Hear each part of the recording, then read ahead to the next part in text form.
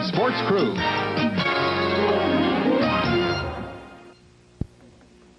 Hello again, everyone. I'm Brian Williams. Welcome to the CFL on CBC and a special Sunday night edition. Saskatchewan at Calgary. We'll take you out to McMahon Stadium in just a minute.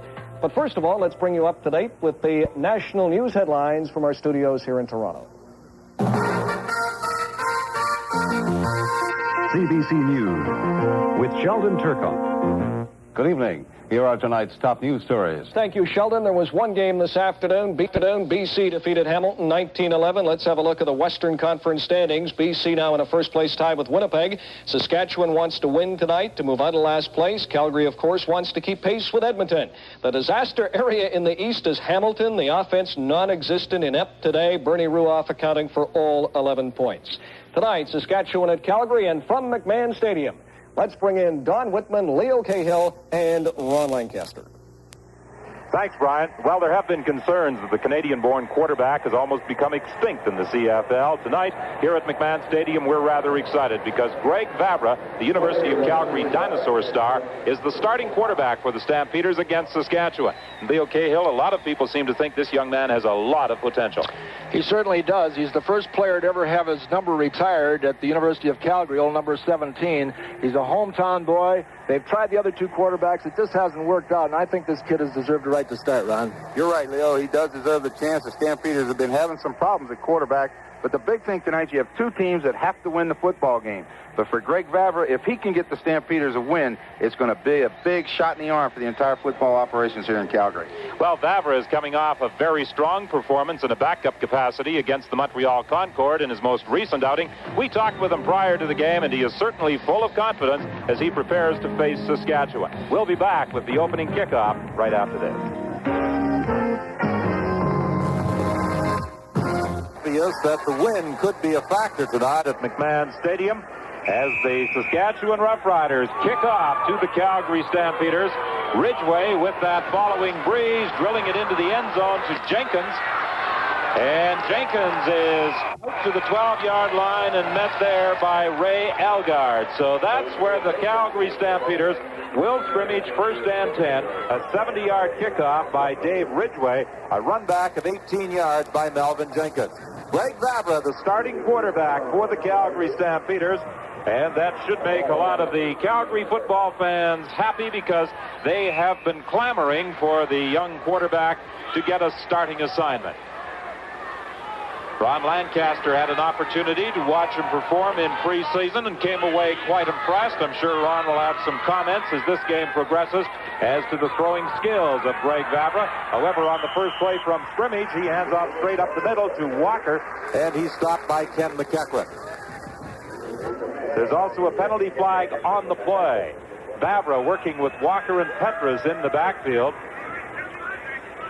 Four import receivers, Rutherford, Scott, Levenseller, and Johnson.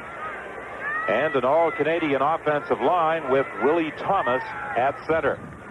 The penalty against the Calgary Stampeders. Let's listen to referee Bud Ulrich. Procedure, Calgary number 51, first down repeated.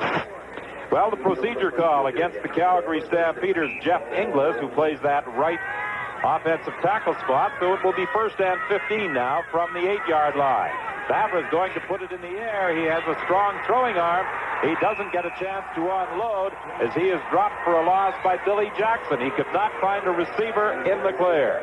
The Saskatchewan Roughriders, who have improved defensively this year, send out Robertson Moore at the end, Johns and Goltz at the tackle positions. There is some question as to the health of Goltz. McEachran, Lowe, and Jackson playing the linebacking spots, and Hinton and Irvin on the corners, McDermott and Johnson inside, and Suter is the safety.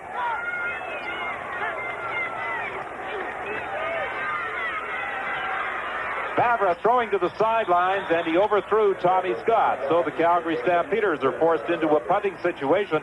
Jeff Roberts was pressuring young Greg Vavra. Ron, as I said, you watched him perform in preseason in a game against the Saskatchewan Roughriders. I sure did, Don. He put 17 points on the board in the third quarter when Calgary played the Roughriders in Regina. He had a lot of poise, moved the ball up and down the football field, did a good job, and he had a tough start there. Number one, he shouldn't have run a kickoff. I let it go through there and bring it out, but then he gets illegal procedure. That's tough, and that's an awful strong win. Mike McTagg stands back in the end zone for his first punt of the ball game, and he is going to be kicking into that strong wind, so Saskatchewan should get excellent field position. A short kick, and it's taken by Suter, and he is down at the 32-yard line.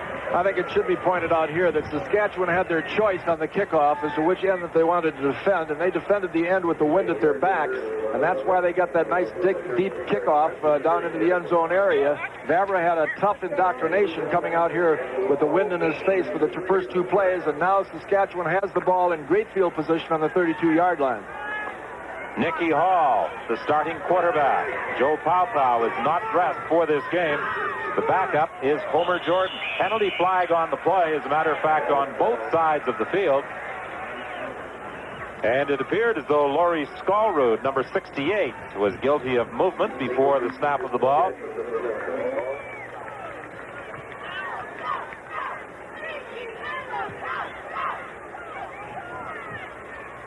See the movement over on the far left. 68, first down repeater. And on their first series, a procedure call was assessed against Calgary. The Saskatchewan Roughriders are nailed for 5 yards for a procedure call on their first series. Back at the 37, it is 1st and 15 now. Nicky Hall looking deep down the sidelines, and he overthrew the intended receiver, Vic Wallace, who originally came to the CFL with the Calgary Stampeders, was then dealt to the Toronto Argonauts and claimed by the Saskatchewan Roughriders from the Toronto Argonauts. Defensively, the Calgary Stampeders line up this way. Moore playing at that tackle position in place of the injured Steve Wilburn, but they welcome James West to the middle linebacking position. He's been out for the past 3 games, and that's the secondary. 2nd and 15 now from the 37.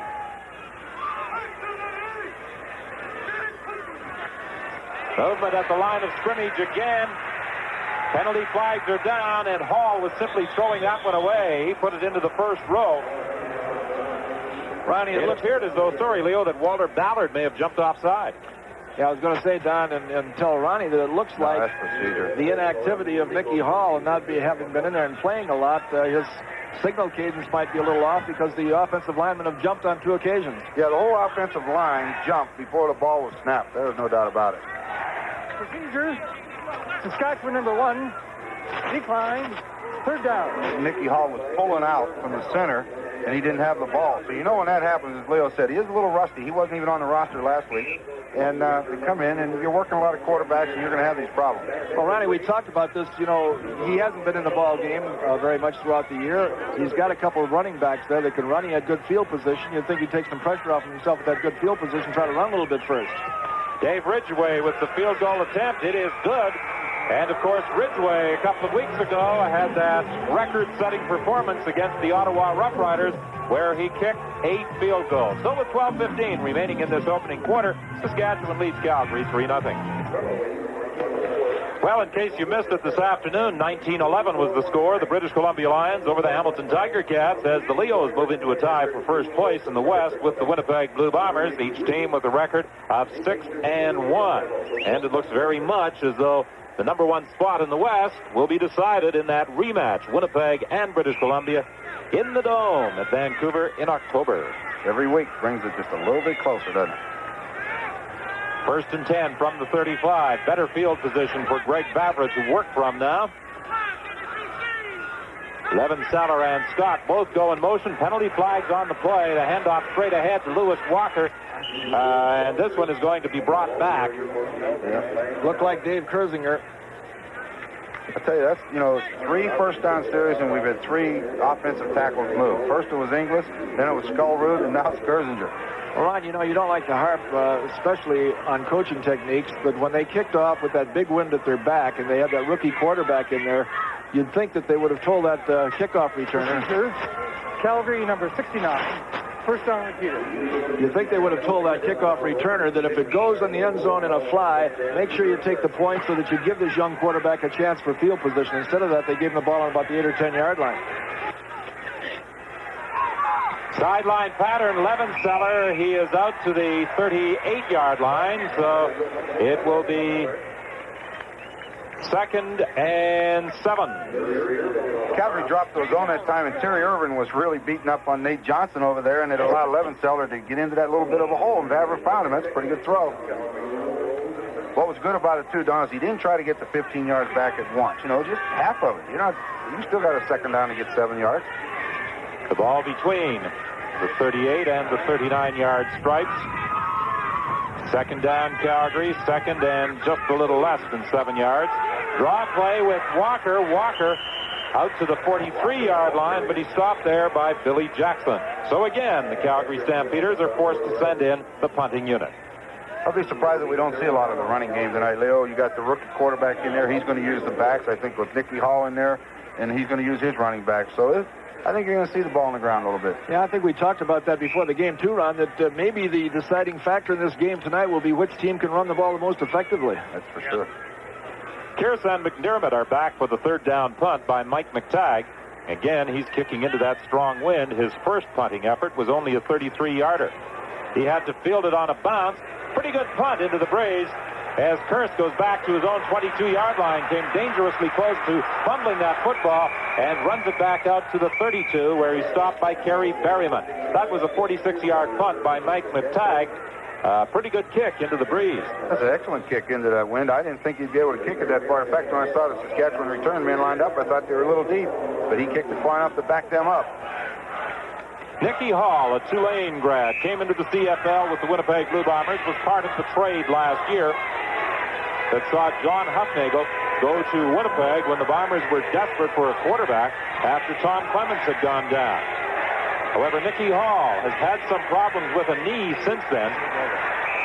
He gives to Craig Ellis, and he picks up a couple of yards.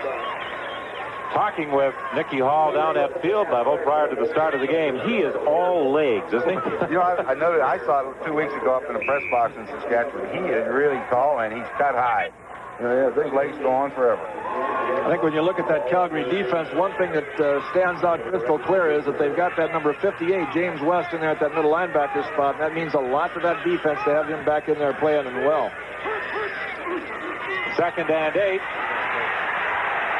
Hall throwing to the sidelines, incomplete. It was intended for Ray Algard, and Larry Hogue was over there defending. Good defensive effort by Larry Hogue. I'll tell you one thing, Don, if you get a chance, watch the strength of the arm here. He steps up, he's throwing flat-footed. Boy, that arm, he threw it out there a long way. A little lucky it wasn't intercepted, but they put the blitz on him. You saw 58 West in there. You said, Leo, he means a lot to that Stampeder defense.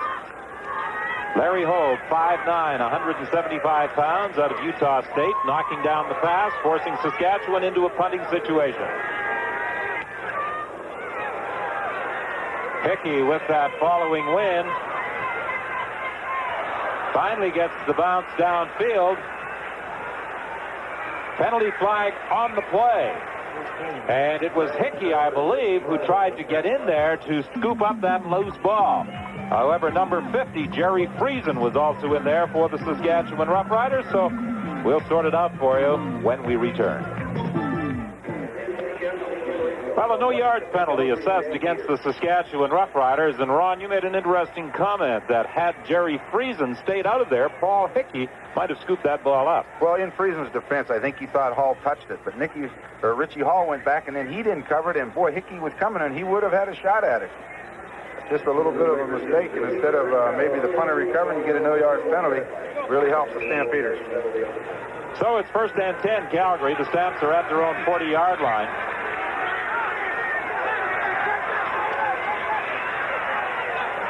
Pass complete to Levenseller. And Vavra showed me something on that throw. He's got a strong arm. Well, he really does, doesn't he, Leo? Not only that, but he's showing a little poise, too. He started in the shadow of his goal line on that first sequence. Then the second sequence, he was out about on the 30-yard line, completed a pass. But now he's coming out of the huddle, showing a lot of poise. Look at the snap on that arm. And he gets it right on the numbers there, and it's a good gain. Second and 3 for the Stampeders. They send those spot backs in motion. Give the ball to Walker, but he is hit right at the line of scrimmage by Eddie Lowe, the middle linebacker. Well, Eddie Lowe played that well. They tried to run for that first down, but Eddie Lowe stepped right up in there, and you see him make that tackle in the backfield. Here he comes. Watch him step up in it. He beats the lineman, and there's the ball carrier. And good linebackers don't miss tackles, and he didn't miss it. That's pretty good pursuit by those other two linemen in there, too. They got there in a heck of a hurry, and there was no place to go when he turned in there. Al Johns was waiting for him, too. 8:18 is the time remaining in this opening quarter. It's 3-0. The Saskatchewan Roughriders leading on a field goal by Dave Ridgway.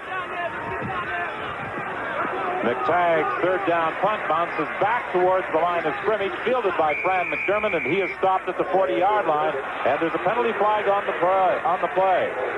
Jerry Dobrovolny was in there to make the tackle for the Stampeders. They must have called that roughing or something, because I thought that the Calgary team did a good job of staying away from the football. Yeah, that is roughing. It came out real late. Okay.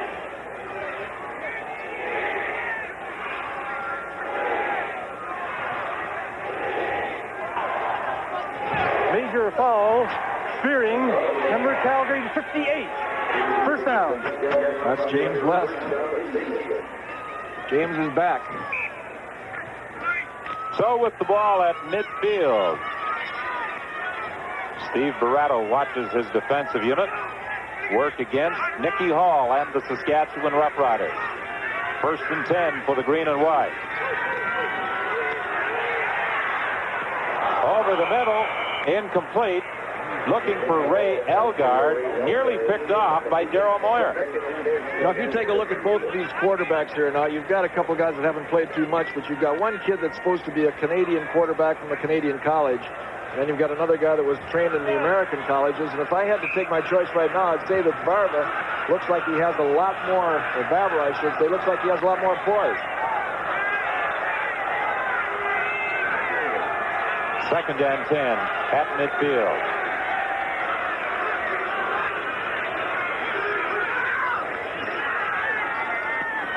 Pass intended for Elgard. Penalty flag on the play.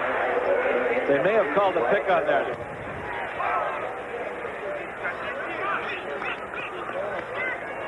I believe it is going against Saskatchewan. Now what you get is a pick. Here you come with a halfback blitz. Nobody to pick him up. So what they do is he tries to pick underneath, and you'll see what happens. There'll be a collision out there, and they're going to catch Saskatchewan for it. But there comes the halfback, 14. No one to pick him up, and they ran the pick. I believe that's on the corner, Jenkins, and the referee just happened to be there to catch it. So with the incompletion, the Saskatchewan Roughriders go into a punting situation as Calgary declines the penalty. Hall and Jenkins, Richie Hall that is, back to field this 3rd down punt along with Nell Jenkins. They've got the return on. Hall takes it on the dead run. What a collision as he was hit by Jason Riley. Riley was downfield quickly, and the former University of British Columbia product who was with Winnipeg last year. As a matter of fact, he, along with Nicky Hall, went to the Saskatchewan Roughriders in that John Hufnagel trade, along with J.C. Pelusi. J.C. Pelusi. Where are they now? He's with the Pittsburgh Steelers. I don't know if he made it, but that's where he's trying out. That's a lightning stream right there. A guy catching the ball, and you got a full head of steam up. Just drill him. From the 20-yard line, the give is to Walker, and he is to the 26. That will be a pickup at 6. It will be 2nd and 4, Calgary.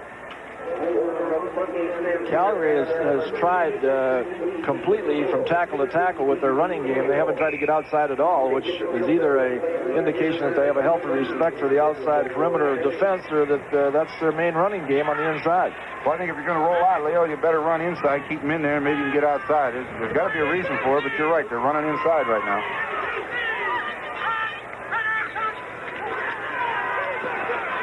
Pass complete to Walker. Walker breaks one tackle and is out to the 42-yard line. And again, that Bavra, throwing to the sidelines, puts a lot of zip on that ball. You know what was interesting there? It was a well-thrown football. Watch him. He rolls to his left. He lets it go. Thrown well. Nice foul. This guy's the amazing one. I'll tell you, when you talk about technique, that kid has got all the technique. But the thing I like about it, Don, is what I was interested talking to Steve before about is that Walker kid has had a hip pointer. It's Walker again. Another first down as he crosses midfield to the 54. Ken McEachran was there to make the tackle, and I believe you're going to tell the story about the padding on the hip pointer. You know, a hip pointer for anybody is painful, but a running back takes a lot of hits. And the company now that makes the black jackets for quarterbacks are in the business of making just padding for football players. They put it on his hips and hit it with a helmet and the ball back and couldn't hurt him so he can run. And then the way he's running now, I'd say it's working. Certainly is. Do they really have to? Going to the air, throwing the pass, complete to Tommy Scott. Another first down for the Calgary Stampeders. And all of a sudden, after doing nothing on their first 3 offensive series, Vavra starts putting it together. Watch this throw, Leo. Watch it. You don't throw it any better. Can't be any better than that. I'll tell you what I really like about this Vavra kid is if you watch him coming out of the huddle, he is completely under control. As you watch Tommy Scott here making the move that he's made 1,000 times, the coverage isn't bad there, but the ball had to be thrown perfectly, and Vavra got it there perfectly. But what I like about Vavra, he comes out of that huddle, he doesn't rush, he's completely composed, calls his signals. He looks like a veteran out there, and it's his first game. Coming off the field is Dave Kersinger. 6'3", 240 pounds, the University of British Columbia graduate. Jerry Dobrovolny will be taking his spot. I remember last year, Ron, when you had an opportunity to watch a collegiate game, you said all I have to do is see him throw to tell whether or not he'll be able to make it in the pros. Yeah, you got to be able to throw that football, and he's got the nice arm motion, and look at this one. Down the sidelines, no. Intended for Nate Johnson. He was out of bounds. Well, they tried to come and roll to his left and throw back against the wind, and you may catch the defense napping. But watch the ball in the air. That's thrown very well, but if Steve Johnson gets back over there, good defensive play, collides with Johnson, the ball's incomplete. But watch this, not a bad risk to throw deep against the wind. They're not ready for it. Kersinger is back in. Dobrovolny goes to the Calgary bench. It will be 2nd and 10. The ball is at the 42-yard line. Vavra drills it over the middle to Mike Levenseller. First down at the 30-yard line. Well, you got to like the way this kid's playing. The unfortunate thing as far as Steve Barrato is concerned is that people won't be saying that Coach Barrato had a lot of nerve to put this kid in there and start him. They'll be saying, why in the world hasn't he started before? I'll tell you one thing, too, Don, it's big, is they're getting Tom Scott and Mike Levenseller involved in that pass offense. Scott's been a forgotten man, and everybody knows he can catch the football. They're getting him involved. 1st and 10 from the 31-yard line. Incomplete. Intended for Tommy Scott. It almost appeared as though that throw got away from him. Well, if it's going to get away from you that way. It was high and outside where it's going to have to go out of bounds. David Rutherford thought that he was wide open down the end zone. I'm not too sure that he wasn't. He threw both hands up in dismay when the ball was thrown short, but it looked like he was 10 yards in the open. Rutherford now coming to the Calgary bench. McTagg is going in. McTagg comes out wide to the left. Nate Johnson to the right. Vavra's pass incomplete. It was over the head of the intended receiver, Mike Levenseller, in the vicinity of the 20-yard line. Billy Jackson was pressuring the young quarterback out of the University of Calgary, number 13, Greg Vavra. But he gets a fine round of applause as he heads to that Calgary bench, and deservedly so. J.T. Hay will come into the game and attempt to tie it up with a field goal. Also, that Billy Jackson's an excellent football player for the Roughriders, and you know as a rookie you're going to get some heat, and number 45 that time got in there and put a real good hit on Vavra, and that's what he's paid to do. And he got in there that time and hurried his throw because he didn't have time to set up and look around like he wanted. We saw Vavra before the game. He walked into Coach Barato's office, and he's a pretty healthy-looking kid. J.T. Hay with a 38-yard field goal attempt. It's good. So with 3:02 remaining in this opening quarter here at McMahon Stadium, in a very important ball game for both teams, Calgary and Saskatchewan are tied at 3. The long-legged Saskatchewan quarterback, number 12, Nicky Hall, who has had knee problems over the past year and a half, and he had to undergo surgery during the offseason to correct some damage that was incurred while he was a member of the Winnipeg Blue Bombers. Actually, I don't think Saskatchewan, when they made the Huffnagel trade, felt that the injury to Nicky Hall was quite as serious as it was finally discovered to be.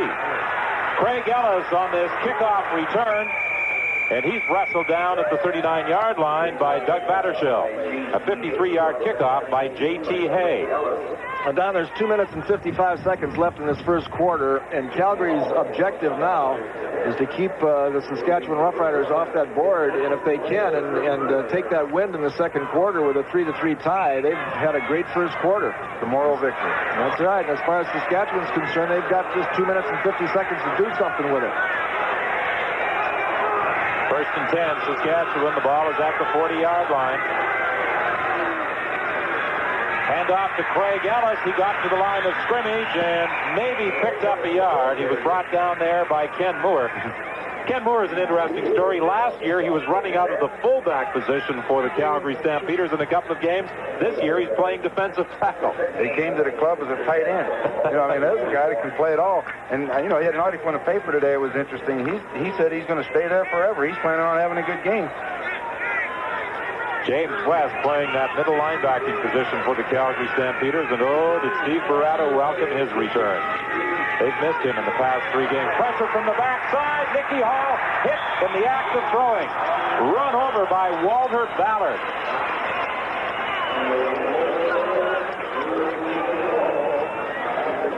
Ballard came free from the backside. Well, also coming from the front side with a halfback blitz. And you have to read that. As soon as that ball snaps, Darryl Moyer, the safety man, has to go about 20 yards to cover a man. And when you see him running, you've got to know there's a blitz coming. And you better get rid of it. He's lucky he didn't get hit. Forced a bad throw, but at least he didn't get hit hard. 1:50 is the time remaining in this opening quarter. The score is tied at 3. Jenkins and Hall are back for the third down kick by Paul Hickey. Jenkins takes it at the 23-yard line.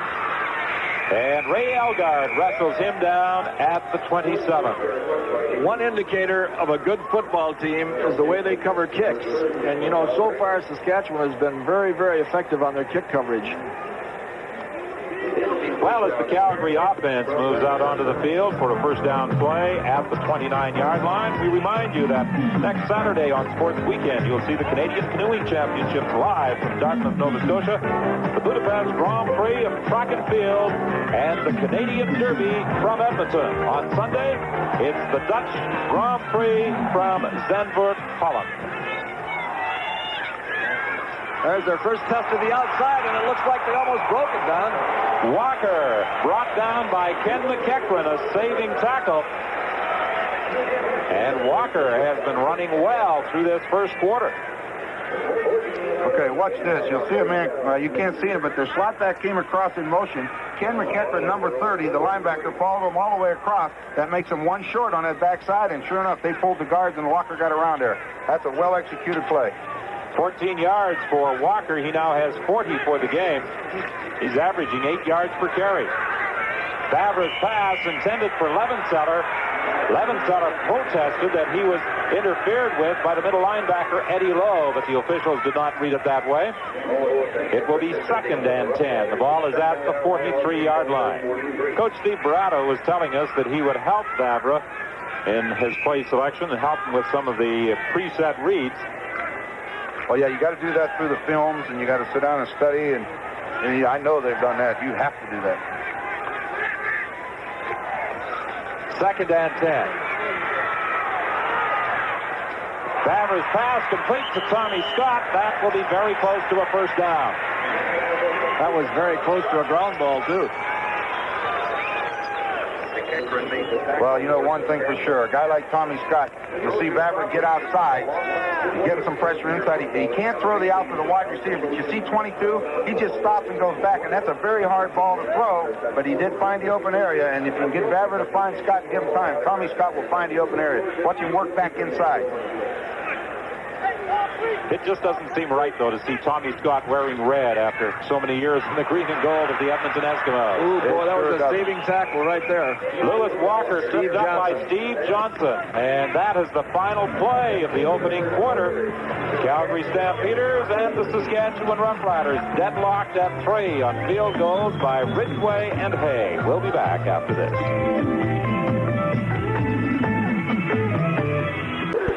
It's 2nd and 6 for the Stampeders. The opening play of the second quarter. The ball is between the 52 and 53-yard lines.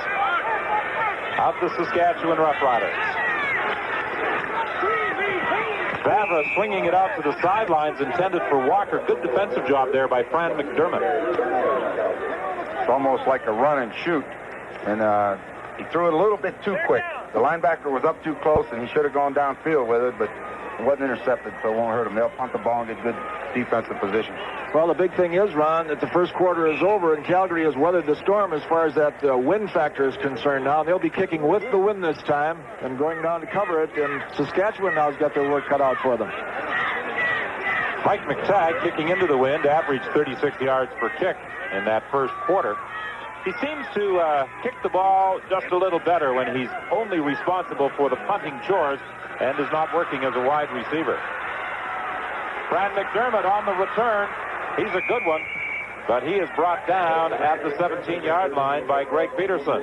That was a 42-yard kick by Mike McTagg. Nicky Hall, the starting quarterback, has yet to complete a pass. Homer Jordan, the backup.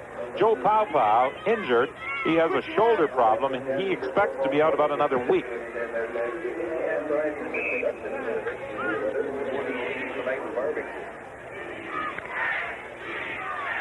Well, we thought before the game that if Saskatchewan was going to win this football game, they've got to be able to run effectively. And right now, with the wind against them down there about inside their 20-yard line, they've got to move the football. Craig Ellis batters his way up to the 20-yard line. That will be a pickup of a couple. He may have got to the 21 for a 3-yard gain. Ellis is the leading rusher with the Saskatchewan Roughriders and the leading receiver. That Calgary defense certainly does not take a back seat to any team in the league, particularly when James West is in there. Well, their defense has been strong for them all year, and they're getting a tremendous amount of pressure up front from them front four guys. They haven't had to blitz much, but West is an excellent blitzer. You know, it's funny when you look at some teams over the years. I can never remember Calgary ever having a bad defense from the days of Wayne Harris right down to the present time. Nicky Hall's pass is picked up. James West heading for the end zone. He scores.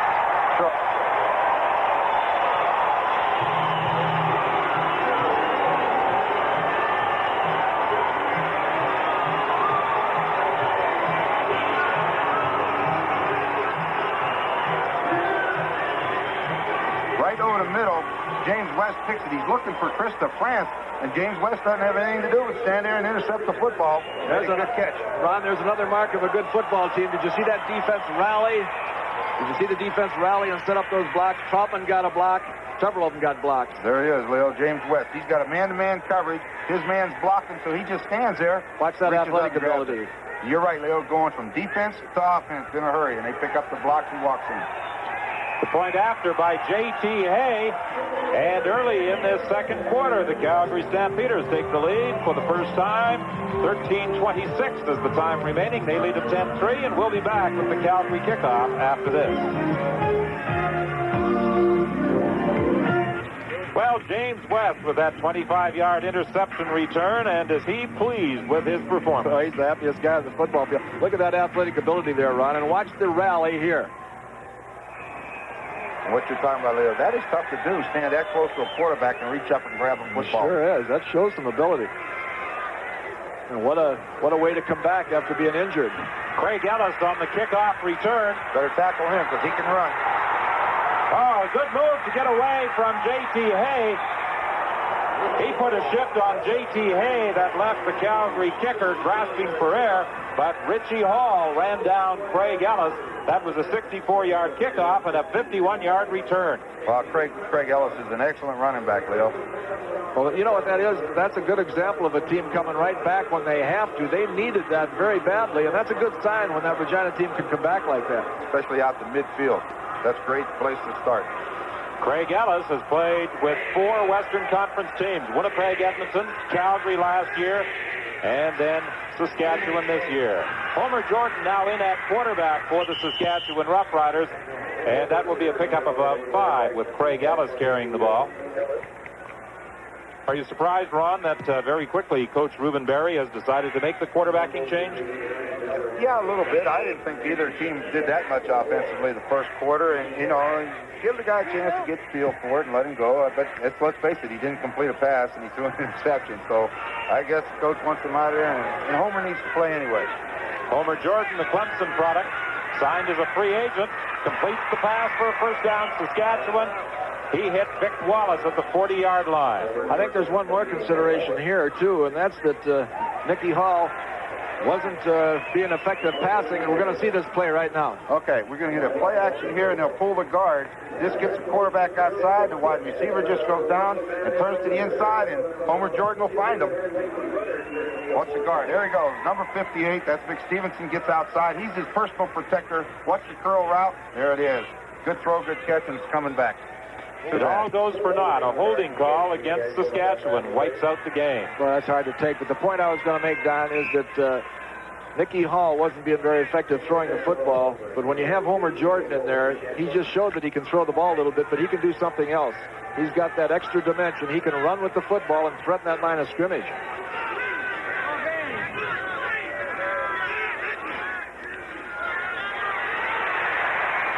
Setting up the screen to Greg Figger, and he is hit from behind by Randy Troutman.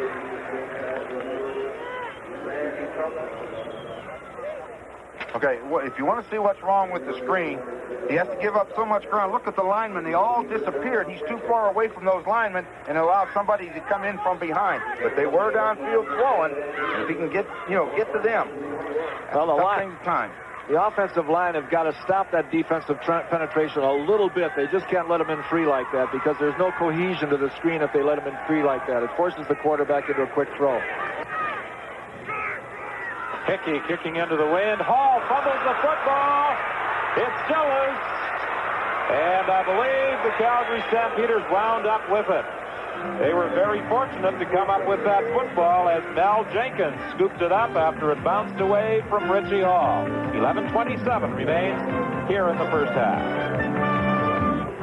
Well, the Calgary Stampeders were indeed fortunate on that last play when Richie Hall attempted to field the third down punt on the dead run. He had it pop away from him, and Mel Jenkins, fortunately, was in position to field it on the high bounce. It could have been 6 the other way because one of those white jerseys was in full flight, and had it bounced in his direction, he was gone.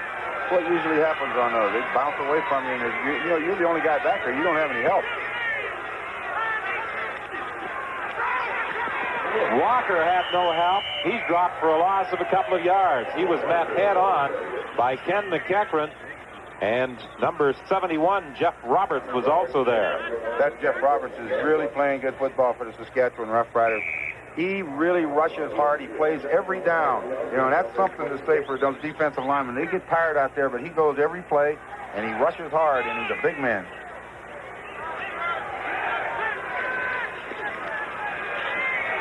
On second down, Walker again, breaking a few tackles, but not enough to get a first down. He attracted the crowd, led by Steve Johnson at the 33-yard line, and the Calgary Stampeders are forced into a punting situation again.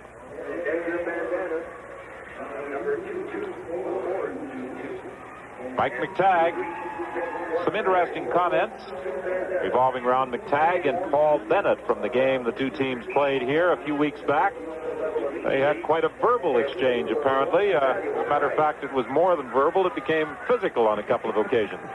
I don't know why you don't want to even worry about it. Oh, boys will be boys, that's all. One's scared, the other's glad of it. That's right. McTagg had a little difficulty fielding that snap from center. Still gets a good kick away. It's taken by Kearse. There's a penalty flag on the play back at the line of scrimmage.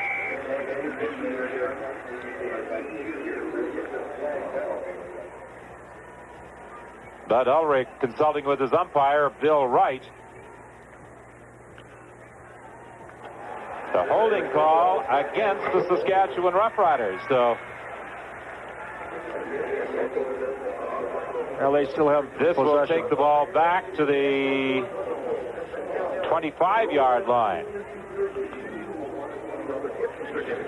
Well, hold it now. They're moving it all the way back to the 15. Holding Saskatchewan, number 22, first down.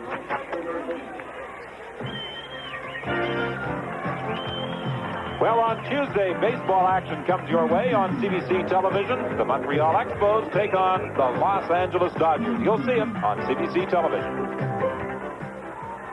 Don, you can't make those mistakes when you're going against the wind. You got to do everything you can. Ooh, that was almost picked off by Mel Jenkins. Well, he timed that just about perfectly, and that's the danger of throwing out in that flat with the long pass, especially when there's a wind factor like that. It can hold it up a little bit, and that defensive back can come under it, and it's all over. A quarterback rolls to the wide side of the field, and the receiver went down only about 8 yards and broken out. The ball was thrown late, and when it's thrown late, as you say, Leo, that cornerback's got eyes for a touchdown, and Jenkins just about got it.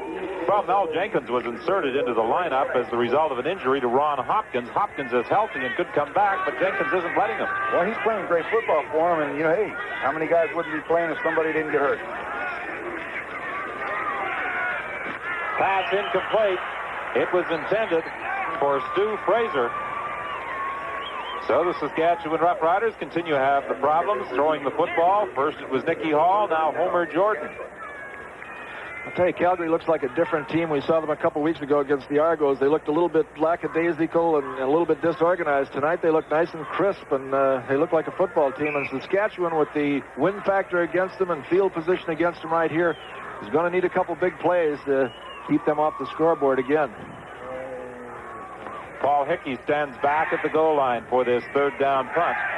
Saskatchewan trails by a score of 10-3. Good kick by Hickey into the wind. That chases Hall back to his own 43-yard line. And he is stopped as he hits the 52. Steve Johnson was there to make the tackle. Well, next week in the CFL, games take place on Friday, Hamilton at Edmonton. Saturday, Calgary at BC. You'll see that on CBC television. And on Sunday, Montreal is at Toronto. Saskatchewan visits Winnipeg and will be in Winnipeg as the Blue Bombers entertain the Roughriders.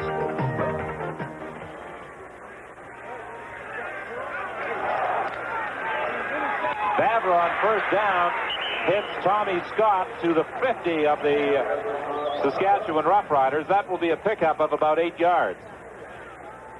Now, this kid reminds you a little bit the way he walks around and kind of conducts that huddle and stuff like that. And this is a great compliment of Tommy Clemens. Well, Tommy Clemens is certainly having a year, isn't he? Oh, I told you the other night, don't make Tommy mad. Second down to Couple. Pass complete for the first down to Mike Levenseller. Levenseller required surgery during the offseason for a knee problem. And early in the year, he did not get an opportunity to play for the Stampeders, but they are certainly happy to have him back. Well, it's just a little ball control offense. Just throw that ball quick, get it in the hands of a good receiver, and hope he can make yards with it. Boy, in a year when our Olympic people did so well in those Olympics over there, if you get a Canadian quarterback playing as well as this kid is playing, he could be a hero too. Pass intended for Levenseller, and he was decked by Eddie Lowe. The fans reacted, thinking there should have been an interference call. Well, I think it was a good call. The ball was low and behind him. He couldn't catch it. Hey, you go across that middle, that's linebacker territory, and they're going to let you know that you don't come into their area. Well, you're not going to win many games when you don't get a first down through 23 minutes, almost 23 minutes of football. We're approaching the 8-minute mark of this second quarter. Calgary with 7 first downs, Saskatchewan none. The pass is picked off on the far side of the field by Kenny Hinton. It was intended for Rutherford. It's a dangerous place to throw it, Ron. Well, it was thrown late. Watch how long it takes him to throw the football. Now, he gets the ball. He's outside. The receiver went a good 15 yards downfield, and he's holding it and holding it. That's too long. They'll throw it out to that sideline. Hey, Hinton's a veteran. You think he doesn't know what he's doing on the corner? That's good defense. And what Hinton does is he baits him. He baits him a little bit. He stays off of him until the ball's... Watch him close now. And that's what a great defensive back can do. He can look like he's beat, but he knows that when that ball is thrown 40 yards or 35 yards, that he can recover 6 or 7 yards. And he got there. Well, Hinton was part of the trade, along with Tim Kirst, from the BC Lions for a draft choice. Craig Ellis tripped up at the 40-yard line. And the Saskatchewan Roughriders, trailing by just 7, have yet to pick up a first down in this ballgame. One was wiped out by a penalty. Well, Don, both these teams have struggled offensively. If you check the points scored, they're the lowest 2 in the league. And that they've been trying to live with defense. So the first team that gets things going here offensively should be in a position to win it. Well, they got a break. Both teams did, Saskatchewan and Calgary, last night when the Montreal Concord knocked off the Edmonton Eskimos 44-24. Well, the Saskatchewan Roughriders still don't have a first down as Chris DeFrance makes the catch in front of Richie Hall, but there's a penalty flag on the play. Holding. You can see Waz Nazinski signaling the sideline, holding. Waz is going to be an official when he gets out of play.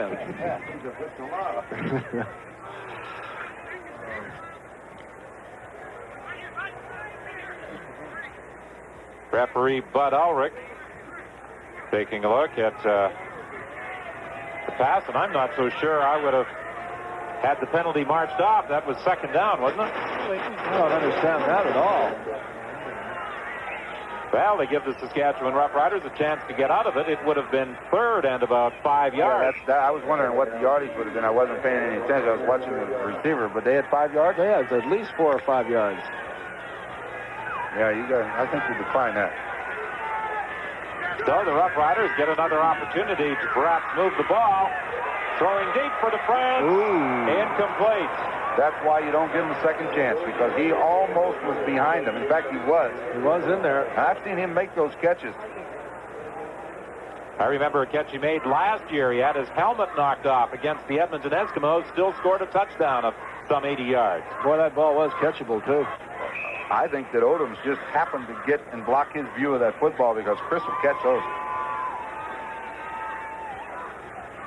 Third down punt. Paul Hickey will launch this one from his 15-yard line.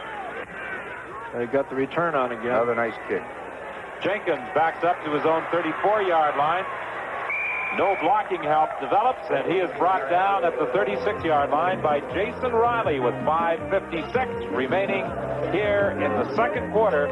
Calgary leads Saskatchewan 10-3.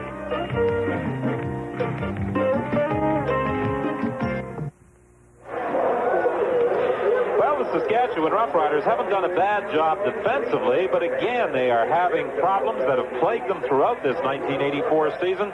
They can't get the offense in gear. Well, that's for sure. You know, really, they haven't given up a touchdown to Calgary. They scored it on the offense with the pass interception, so the defense is still hanging in there. Pass complete. Levensteller with a pickup of about 4, maybe 5 yards. Boy, that was dangerously close, but he got it in there where he had to get it. Levensteller made a good catch on the thing. And to add to that, that you're talking about Saskatchewan, we've talked about it before. A mark of a pretty good football team is the way that your kicking game goes, and their coverage has been excellent all night. So they've got a lot of the components that are necessary to be a good football team, but their offense is just completely and totally unproductive.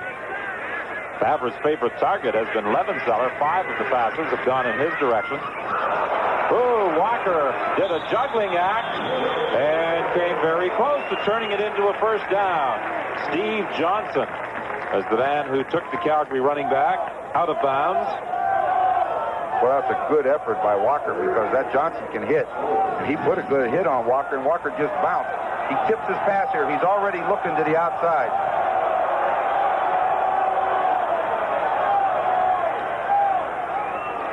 Ken McEachran, number 30, gets involved to help take Walker out of bounds. Both of them played pretty well. McEachran played pretty well, and then the response on the getting in a field position, football position after the play was excellent. Well, Steve Barato has opted to send in the short yardage offense. They are going to try and retain possession. Next week, Barato goes against his former team, the British Columbia Lions, and you'll see that one Saturday night on CBC television. This kid is a big, strong kid. He just should sneak it. They give it to Walker, and he's got the first down. He fumbled the ball and got it back. Leo, I agree with you 100%. Looking at the down marker over there, he had less than a foot to go. You got to go get that ball by yourself. As you say, a fumble happens on that, there's no excuse for it. There's a time element, too. He handed it to a back that was deep in the backfield, and the guy came in there and had to almost run back against the grain, and that's not a short yardage play. And, of course, every time somebody handles the ball, there is the chance that it will be fumbled. First First and 10 for the Stampeders. They are at their own 49-yard line. Bamber's pass complete to Rutherford. First down at the 44 of Saskatchewan. It's a good thing that pass was thrown low to Rutherford, because I'll tell you, Kenny Hinton again has excellent coverage on him. But watch the ball. It's thrown low. And one thing about it, when that receiver's coming back at you and the ball's thrown low, the defender has to go over the back. And watch him. He's got excellent coverage on him. Well, the nice thing about Bamber is that he hasn't been in the league long enough to know how good Hinton is. He's throwing that ball over there in danger, but getting it in there. That's all that matters if they get it. Rutherford made his debut against the Montreal Concord. This is only his second game. That pass attempt incomplete as Jeff Roberts was pressuring quarterback Greg Vavra. He put a real good hit on him. That's why the ball went into the ground. There are a few Tulane boys in this league, aren't there? Roberts out of Tulane and Nicky Hall from that school. So is Frank Robinson over in Winnipeg. There's a few of them floating around. The Green Wave have had some pretty good football teams the last couple of years. Second and 10. This is where you got to hit them. 3:27 is the time left in this first half.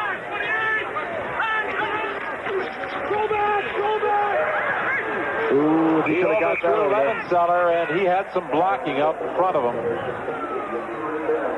So it will be 3rd and 10. Well, once again, the Saskatchewan defense did the job. They just didn't allow him to get down. They're going to force him to kick this field goal from about 50 yards, 51 yards out. Well, when you look at the points given up by the Saskatchewan Roughriders this year, 174. But they haven't scored many. Only 127, and the Calgary Stampeders coming into this game had only scored 107.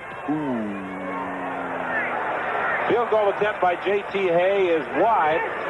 Suter in the end zone is going to take it out of bounds, and that will go on the board as a single point for the Calgary Stampeders.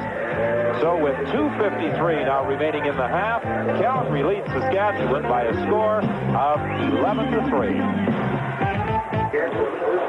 First and 10 for Saskatchewan from the 43-yard line. They're scrimmaging there because that field goal attempt was wide. It went for a single point.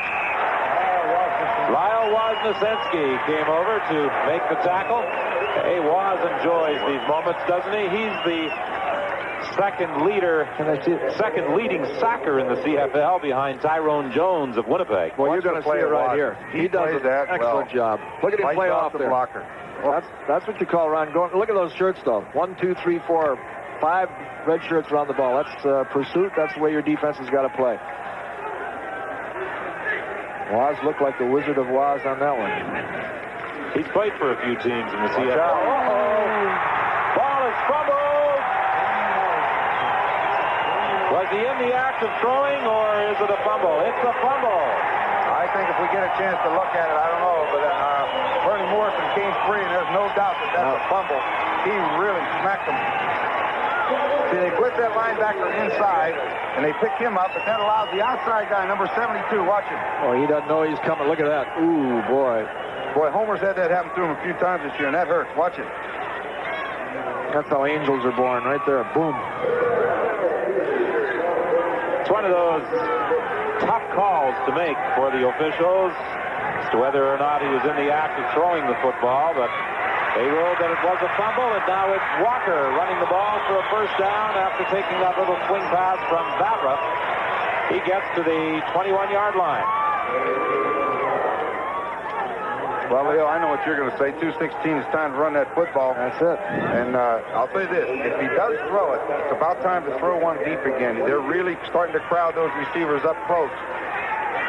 I'd run that toss play out there. He's not going to, though. He's going to throw it. Pass complete to Walker. Very close to another first down. Oh, it's just like a toss play. That's all it is. Only guy crossed the line of scrimmage, that's all. Get him outside, away from all the traffic. The idea is to get a good running back in an open field situation. Pickup of 8 at 2nd and 2 for the Stampeders. They lead 11-3. They're threatening to add to their advantage. Now a play pass, Greg.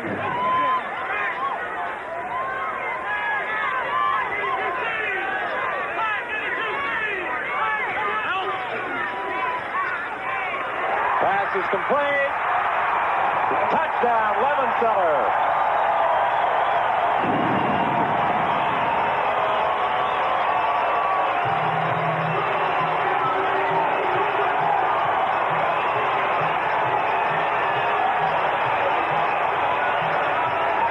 Yard touchdown, Favre to Levenseller. The young quarterback is hit now at 14 of 24. He threw it quick, then Levenseller made a good move to get back inside, and he just went after that yellow line. And all he had to do was break the plane. I know, but his knee hit before he broke the plane on that one, but the official couldn't see it from where he was. Watch it. Good move right there. See it? Yeah, you're right. I think so, Leo. Anyway, it's touchdown. It would have scored anyhow. Point after by J.T. Hay. And it's now an 18-3 ball game with 1:40 remaining in the half. Well, Saskatchewan's just got to get something going offensively because their football team is playing hard football. They're playing tough football. They're covering kicks. They're tackling. But they've got to move the football offensively. So far, what I would say, Leo, what I've noticed about their offense, it looks like a grab-bag offense, which means there's no rhyme or reason. They just go in the huddle and call a play, and instead of setting something up, like a quick roll and then a run and a run and a throw, they just come out there throwing. You know why, Ron? Because they don't have anybody in there that's been in there for any period of time. They've got two quarterbacks in there tonight that haven't played hardly at all this year, and they're just thinking about the things that they can do best instead of thinking about something that has some cohesion that you can start working on and having some scheme with. Well, when when you take a look at the points for and against, the Saskatchewan Roughriders have had 2 touchdowns scored against them, but both charged against the offensive unit. A fumble and an interception led to the 2 Calgary touchdowns. That's right.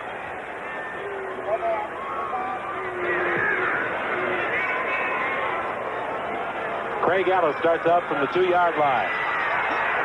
He had an excellent return. The last guy is dangerous. Another good one. He is dangerous. He's gone.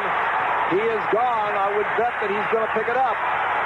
Daryl Moyer, the only man back there, and Daryl Moyer did a good job of fighting off those blockers, enabling others to catch up with Craig Ellis, but he got all the way down to the 14-yard line. There's nothing wrong with the heart of this Saskatchewan football team. They've come back time after time, as you see Craig Ellis here, but there's some people in there that are helping them out and rallying and picking up blocks. You see them there scrambling and getting in front of him right here, and I thought he was going to go all the way. But he does an exceptional job. But the thing I'm trying to point out here is that they've been down. They've had bad things happen to them.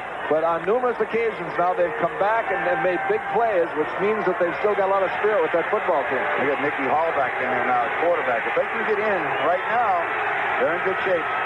92 yards on the kickoff return. Pass incomplete. It was intended for Tim Kearse. It will be 2nd and 10 from the 15-yard line. That was just a poorly thrown ball because the receiver was open, made his move, and had the leverage to get in there and make a big play. Yeah, either it's a poorly thrown ball or a bad route. Somebody playing the ball was behind him. It wasn't anywhere close. Reuben Berry, who became coach of the Saskatchewan Roughriders on August the 20th, 1983, with one of his assistants, the offensive line coach, Bob Swift. 2nd and 10. Nicky Hall overthrew the intended receiver, Ray Elgard. And again, Bernie Morrison was coming from that backside. Now Reuben Berry sends in the field goal unit. Dave Ridgway hit on his first attempt. A lot of people will say you should go for it. You got to kick the field goal.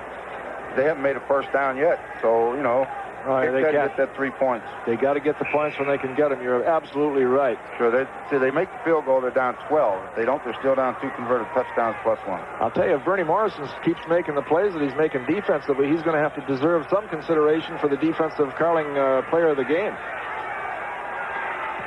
Field goal attempt by Ridgway. It's wide. It sails through the end zone for a single point.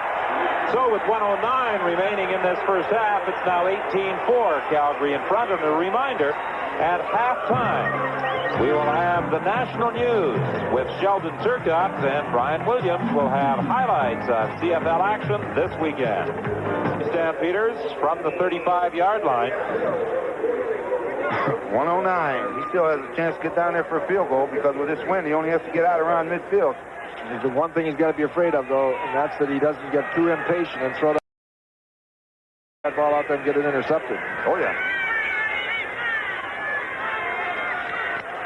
The pitch to Lewis Walker. He cuts it back inside, but Jackson was there to ride him down, limiting the advance to just a couple of yards. So it will be 2nd and 8 for Calgary with now 1:03 remaining in the half. Well, if Steve Barato has a big play, this might be the time to do it. Got an injury on the field, so we'll have a little time. At least gives Barato a chance to think about what he wants to do.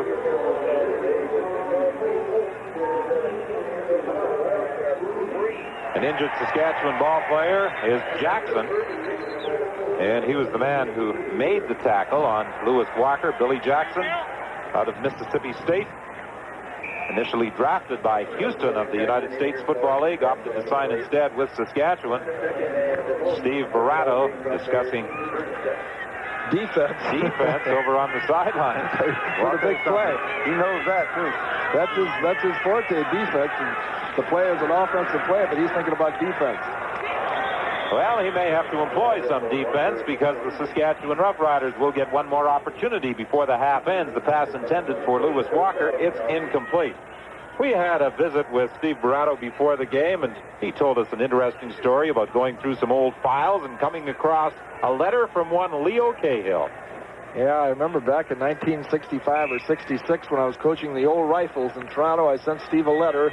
He was a college player, and sent him a letter and invited him to play, and he said that his wife had some old stuff that she was going through and told him to throw it out, and he looked and he found that letter. And I said, just think, if you would have come and played with us, you could have been a teammate of Tom Wilkinson. Had probably been traded, too.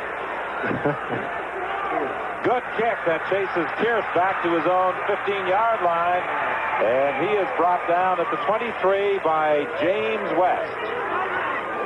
Mashenko is also down on the tackle for the Calgary Stampeders. He's number 33. Well, the ball on the 23, Leo. Let's run it, kill this clock, and go in and regroup. Yeah, especially when you haven't made very many first downs. Have they made a first down yet? Well, Nicky Hall hasn't completed the pass. I know that. He's put it in the air 8 times. Better be careful. That Calgary defense is hot. Don't throw it.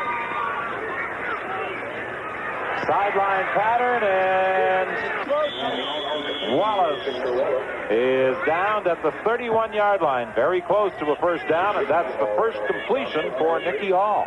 Well, if you're going to throw one out there right out toward the sidelines, you better be as open as Wallace was that time, because if you throw it out there with 25 seconds left, a lot of things can happen, and most of them are bad.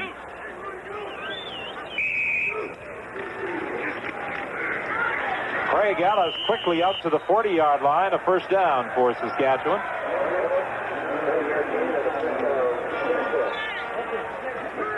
And a hurry-up offense. 20 seconds remaining in the half. 18-4. Play is whistled down by referee Bud Ulrich. Yeah, you can't snap the ball till that referee blows time in.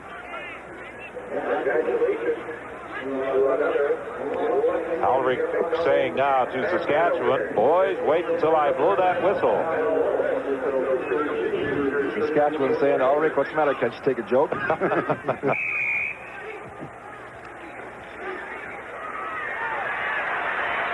Nicky Hall's in trouble. He got back to the line of scrimmage, taking the clock down to 10 seconds. That run by Craig Ellis that provided Saskatchewan with a first down. The initial first down of the ball game for the green and white. It's hard to believe that they could go almost 30 minutes without a first down. Well, they say football's a game of first down. I told you about throwing it out there in that flat. Odom's almost picked it up, but he been able to hang on. He had 6. Well, as I started to say, football's a game of first downs. Touchdowns will take care of themselves, but if you only have one, you can tell why you're down. There's no doubt about it. Well, I'll tell you what, Leo, you were right, because I'll tell you, Odoms would have walked home. Boy, he's going to kick his fanny forever for dropping that one. You don't get that many opportunities to get that wide open. Nicky Hall has really had his problems tonight. Bob Swift's down on the sidelines there. Has got it played for me when I was with the Argos. I made a a guard out of him after he'd been a fullback out with the BC Lions, and then made a center out of him. And he played for about 10 years and played very well. I guess he didn't have anything to do with it. Well, let me say this, that he played his best football after I traded him to Winnipeg. Well, that's the final play of the first half, and the Calgary Stampeders go to the dressing room with an 18-4 lead. Now let's go to CFL. Accepting Nicky Hall, who was looking at the time for Chris DeFrance with the convert. Stampeders led the Roughriders 10-3. I'll tell you, Greg Vavra, the Canadian rookie from Calgary, has been impressive late in the second quarter. Vavra, a 14-yarder to Levenseller. Vavra, very, very impressive in the first half. Elsewhere, Lee Trevino has won the PGA. Well, the Calgary Stampeders have totally dominated the first 30 minutes of this rare Sunday night game at McMahon Stadium, and it's 18-4 as they prepare to kick off to start the second half. And during the halftime festivities, 2 Calgary ladies were honored for their contribution to the Canadian Olympic team, the most successful Olympics ever in terms of medals for Canada. And those are the 2 mascots for the 1988 Winter Games that will be held right here in Calgary. As a matter of fact, the opening ceremonies will take place at McMahon Stadium, the north end of the stadium being expanded. New seats are being added there, and capacity will be increased to about 50,000. Starting the second half, Mel Jenkins on the kickoff return spins his way out to the 27-yard line. Jeff Roberts was the first to make contact with him. Well, the statistics should reveal a rather interesting story during the first 30 minutes. Look at that. Just 29 yards in net offense for the Saskatchewan Roughriders. Just 1 first down, only 2 pass completions in 14 attempts. Greg Vavra hit on 14 of 25 for 193 yards. And yet, the Saskatchewan Roughriders would really be in this ball game had it not been for 2 turnovers by the offense. An interception that went for a touchdown and a fumble that led indirectly to a touchdown. Calgary has chosen to go against the wind this third quarter so that they'll get the wind in their back in the fourth quarter, which is a pretty good move for them because they've got a good lead right now.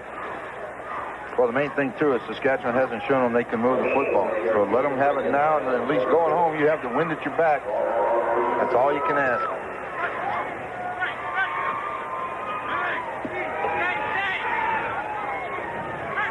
Second and 7. Vavra's pass intended for Walker, and it's incomplete. He was being covered by Billy Jackson. Jackson did a good job of coming out from his linebacking position to cover Lewis Walker. Jackson can move. He can run for a linebacker. He got out there well. And I think Greg Vavra, that's the only pattern that he's thrown now in about his last 8 attempts. He's going to have to come off of it because he's getting it very, very close to being intercepted. Right there, Jackson picks that off. He's home free.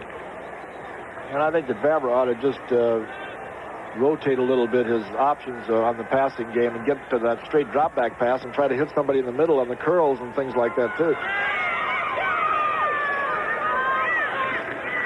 Third down punt by Mike McTagg. Fielded by Tim Kearse. Looking for an opening. It doesn't develop. And he is down by Berryman at the 39-yard line. Peter Oshchenko is also downfield for the Stampeders. Diesel, Kerry Berryman. Drives those 18-wheelers, Leo. What do they call him again? Diesel. Diesel. Steve Morado put that nickname on it, I think. Well, Nicky Hall starts off in this second half as the Saskatchewan quarterback. He relinquished the chore to Homer Jordan partway through the second quarter. Flipping it over the middle. Craig Ellis trying to get that first down. He stopped about 1.5 yards short by James West. Walter Ballard was in that Saskatchewan backfield again, putting pressure on Nicky Hall. Craig Ellis has been about all the offense the Saskatchewan Roughriders have had tonight, and it's been on kickoff returns. Yeah, and I'll tell you, he plays every down. In all the games I've seen, he's done a good job for him, and he's excellent on the kick return. Well, we saw that tonight. Enough said. Second and 2 from the 46. Well, Craig Ellis will be close to a first down. Boy, he earned it if he got it because there was a lot of penetration there. They should have had him about 3 yards beyond the line of scrimmage, but he struggled, and I think he's going to be close enough. If they haven't got it, they'll go for it. Well, they got it. And that's only the second first down of the game, and it took only 2.5 minutes to get the first down of the second half, as opposed to over 29 minutes in the first half. Craig Ellis still trying to get that shoe back on, as the Roughriders are trying to get this play underway. Too long for the Saskatchewan Roughriders. A time count violation, and part of that the result of Craig Ellis trying to get that shoe on. He had his shoe come off on the previous play. But when things go wrong, they just seem to... Time count foul. Saskatchewan number 12. First down repeated. They just seem to grow increasingly worse.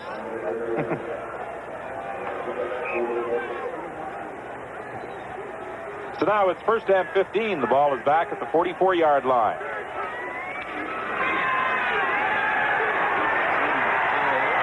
Mickey Hall dumping it off to Ray Figger. First down, Saskatchewan, as Figger fights his way to the 43. Mickey Hall got hammered as he dumped that pass off. He felt the hit from Ken Moore.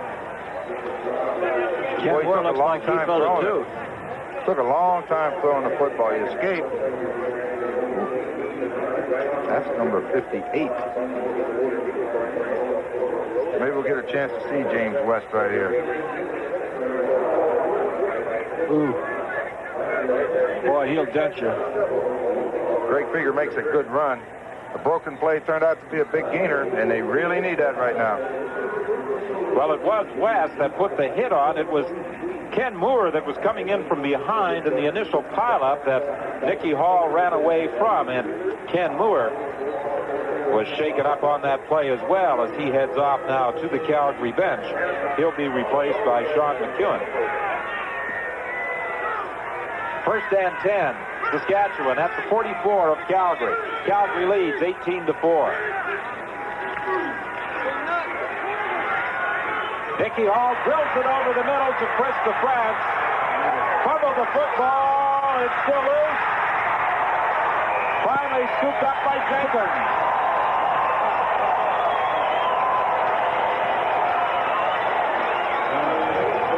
Well, it was a tough luck for the Saskatchewan Roughriders because they finally had started to move the football. I'll tell you what, it's just a sprint one way and a throwback, and Chris DeFrance is coming down into the middle, makes the catch. Daryl Moore misses him. Let's see what happens here. Well, he took quite a jolt right there. Looks like Hall got the football. See who hit him. Mel Jenkins put a pretty good hit on him. Now Lewis Walker finds a hole, and he'll have a first down out to the 34-yard line. The way that guy's playing, he's got to deserve some consideration, too, when we start thinking about the offensive player of the game. Boys, sure do a good job of blocking by that right side of the Calgary line. Inglis and Lubick over there do a good job. Get that back into the secondary, and he'll do the rest. Well, Walker has carried 12 times now for 80 yards. He's also been a favorite target of Greg Vavra when he's been throwing the football. Pass complete to Tommy Scott. No, they rule no catch. Steve Johnson was defending against Tommy Scott. It looked as though he made the catch and may have fumbled it when he was hit, but they rule he did not have possession. That's good coverage by Steve Johnson. Tommy Scott tried to work back to the open area again, and the ball was thrown, and Johnson, I know he'll hit you, and he hit him pretty good. Let's see if he does catch the ball. He worked back inside, jumps, makes the catch. Pretty close. It's second and 10. Vavra to the sideline. Good job of keeping his feet in bounds, and Tommy Scott has the first down. Boy, that was a nice throw, right on the money, and Tommy Scott, the old veteran that he is, he knew that he was close to that sidelines, and he dropped both feet and just dragged them, and the referee said, you got it. Completed pass. An offensive line for Calgary that never gets much credit when talking about those names. People like Willie Thomas and Rob Lubig, Kevin Molly, Kersinger was in there, and Jeff Inglis. They're doing a real good job. Throwing deep. Nate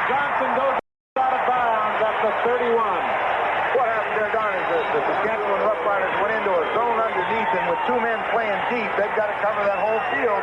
And if that quarterback will lay that ball out there, there was a dead spot in the zone, and he found it. Well thrown football. Just 1, 2, 3 set. Watch Plant and let it go. And he's in between. The corner and the halfback makes the catch. He's needed to throw that ball deep for a while. He's really given up on that long pass, thrown everything short. And he laid that in there nice. Technically, Vavra really looks like he knows what he's doing. 1st and 10 from the 31. He gives to Walker, and Walker fights his way to the 25-yard line. Now, we've talked before about game players, and Vavra might be one of those guys that's a game player because he certainly was in college. He came up big most every football game that they needed him in. And right out here tonight, boy, he looks like he's a game player out here tonight because if he has looked this good in practice throughout the year, it's a wonder that he hasn't been in there. 2nd and 4.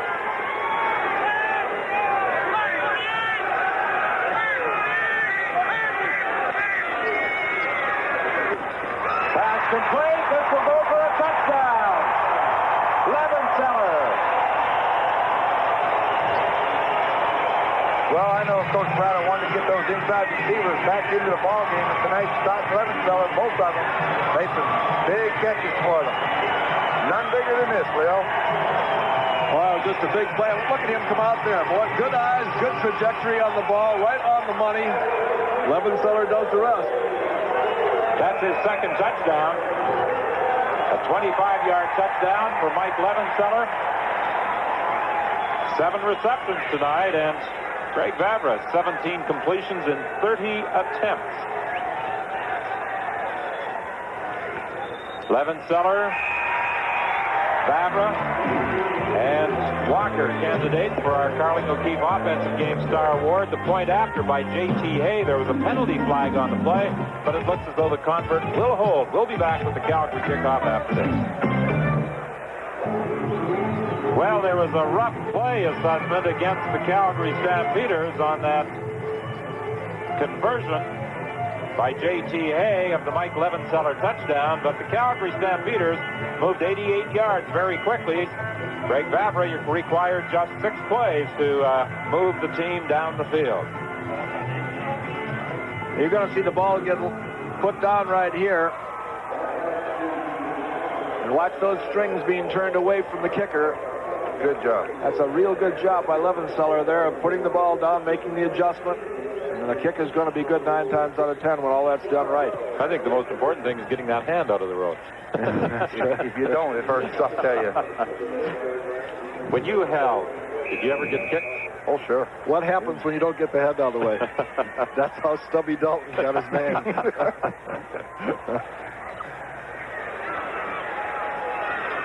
Here he comes again. Well, Trey Gallows has almost single-handedly been the Saskatchewan offense tonight, and as I said earlier, most of it coming on kickoff returns. Greg Peterson made the tackle. The Saskatchewan Roughriders will have good field position. They are at the 48-yard line, but they trailed 25-4. They had a great chance to get back into the game early in the 3rd quarter. It looked as though they were putting a drive together, but Christopher France fumbled the football. Calgary recovered, and bang, it was 6 points the other way. A very impressive drive, too, Don. They just moved it right down the field.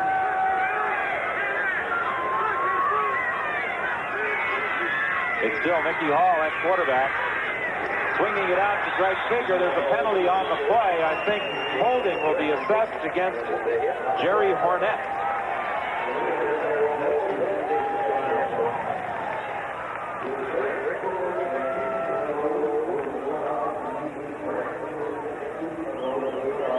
.8:53 is the time remaining here in the 3rd quarter.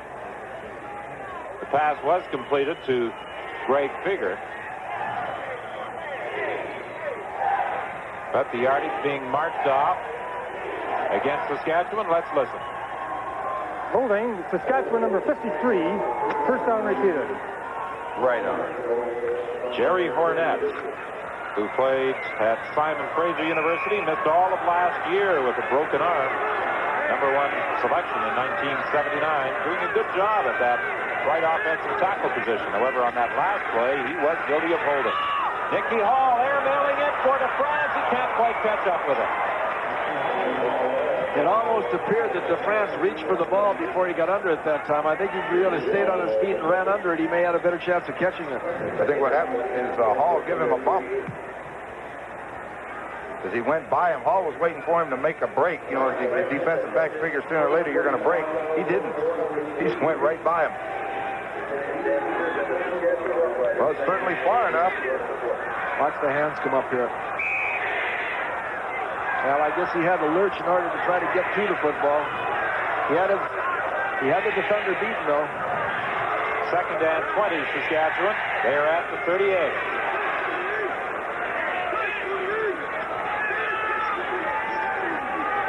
Mickey Hall got away from the initial charge of Ballard. He'll run the football, being chased by West, gets away from him, and finally Bernie Morrison tracks him down, throwing the Saskatchewan quarterback out of bounds.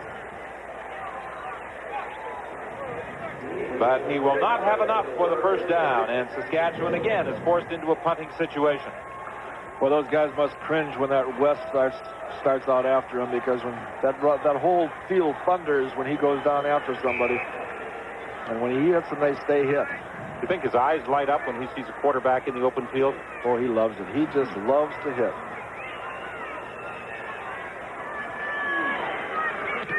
You can't take a guy like that off your team and expect to be as good. They've been without him now for a while. Jenkins had to go back to his own 3-yard line. He fumbled the ball, but a good return. He got it back to the 32-yard line, a return of 30 after a 55-yard punt by Paul Hickey. So we have 7:47 remaining in the third quarter, and it will be 1st and 10 Calgary from the 32 when we return. Well, the lights of the city of Calgary shine in the distance as the floodlights of McMahon Stadium beam down on the Stampeders and the Saskatchewan Roughriders, with the home squad in front by a 25-4 margin. The give is to Walker. There's a penalty flag on the play. It will probably be holding against the Calgary Stampeders. Oh! Cannot throw the football at people. Roberts and Molly, it appeared, were exchanging words and a few other things. Lewis Walker threw the football at him, and that's going to cost him.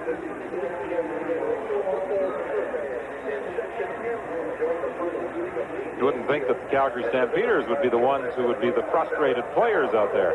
No, it's a bad thing to do when you're, going against the wind, third quarter. That's a saw. That's a...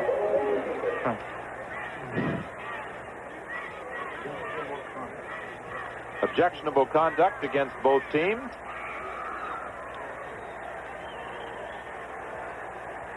.37 the time remaining here in the third quarter.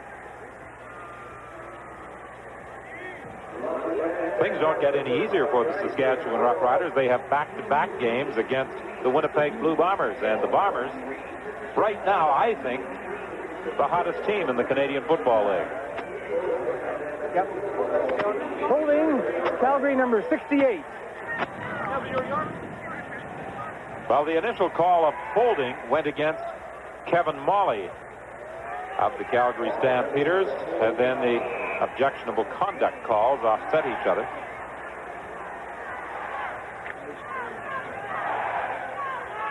So it's 1st and 20 for the Stamps. They are at the 22-yard line. Favre throwing deep down the sidelines, and he overthrew Dave Rutherford. Tried to throw that same pass that he hit Nate Johnson on to the right side, come right back to the wide. This is the left side of the field, and try to drop it into Rutherford. Just a little far. You got to throw that ball on the line. Interesting story regarding Nate Johnson. They weren't going to put him in the lineup for tonight's football game. He pleaded with Coach Steve Barato for the opportunity to play and came up with one big reception, but I think his days in a Calgary uniform might be numbered unless he begins producing. Pass almost picked off. It was intended for Tommy Scott, and Fran McDermott did a good job of covering. Well, what happens? They don't have a man in the flat underneath. And therefore, those linebackers can just keep right on dropping, and Fran McDermott got way back and got underneath it. That ball was almost in the hands of Tommy Scott when McDermott got back there to knock it away. Talking about the Winnipeg team a moment ago, about how strong they are and how they look right now to be the team with the momentum in the league. And in retrospect, you've got to think back and think that they've beaten the best. They've beaten the BC Lions. They've beaten the Toronto Argonauts.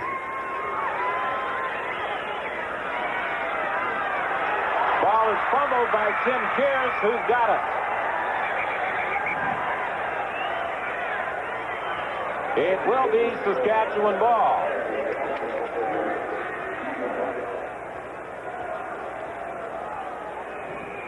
Take a look at it. It looks like he's already stepping one way to move out of there before he gets, both hands on that football.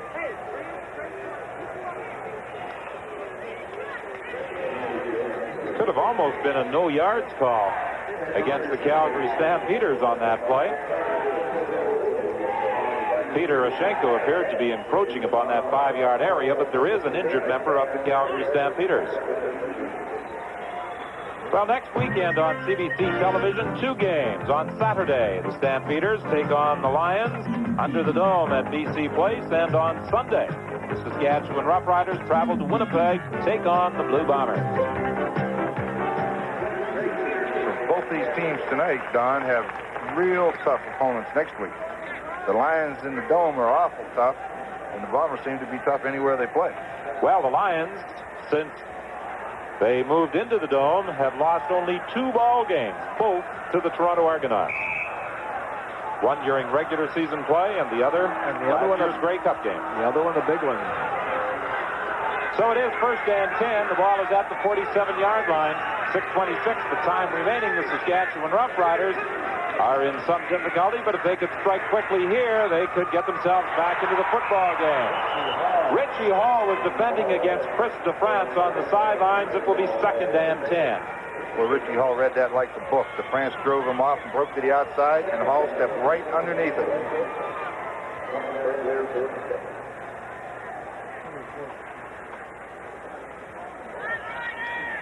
It will be 2nd and 10 from the 47-yard line. Certainly we can all identify with Ruben Berry the problems that he's having with his Saskatchewan team, but Steve Barato has taken a lot of criticism, and it's good to see him coming out of it.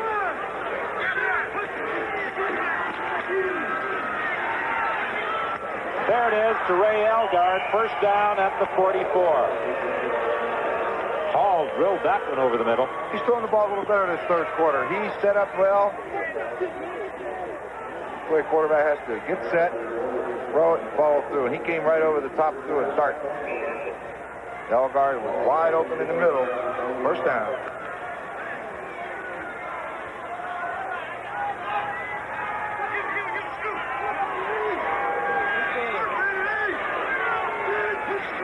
First and 10, Saskatchewan. Hall to the sidelines, incomplete. Dick Wallace, the intended receiver.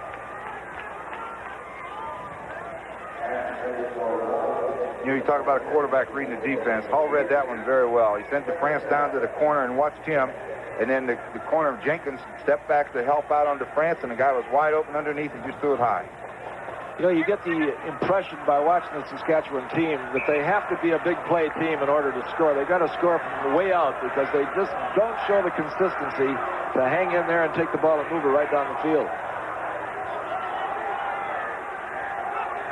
2nd and 10. Ball is at the 44. Chris DeFrance was overthrown. And the Roughriders are facing another 3rd down play. And Ruben Berry standing with Dave Ridgway. Is he going to kick the single or try for 3? There's an injured Saskatchewan player as well. It is Craig Ellis, I believe, and if he is out of there, that would be quite a blow to the green and white. This program is copyrighted and is strictly for the private use of our audience. Any reproduction, retransmission, or exhibition in whole or in part without the express written consent of the Canadian Broadcasting Corporation is strictly prohibited. All right. Tell you what, Leo, you're getting good at that. I didn't even read that. I memorized it. I know that. Well, Craig Ellis was the leading rusher for the Saskatchewan Roughriders. And he was also their leading pass receiver. So you get an indication from those stats just how valuable Craig Ellis is to the Saskatchewan team. But now it's third down, and they're going for it. I can't believe this. 3rd and 10, and they're going for it from just inside the 45.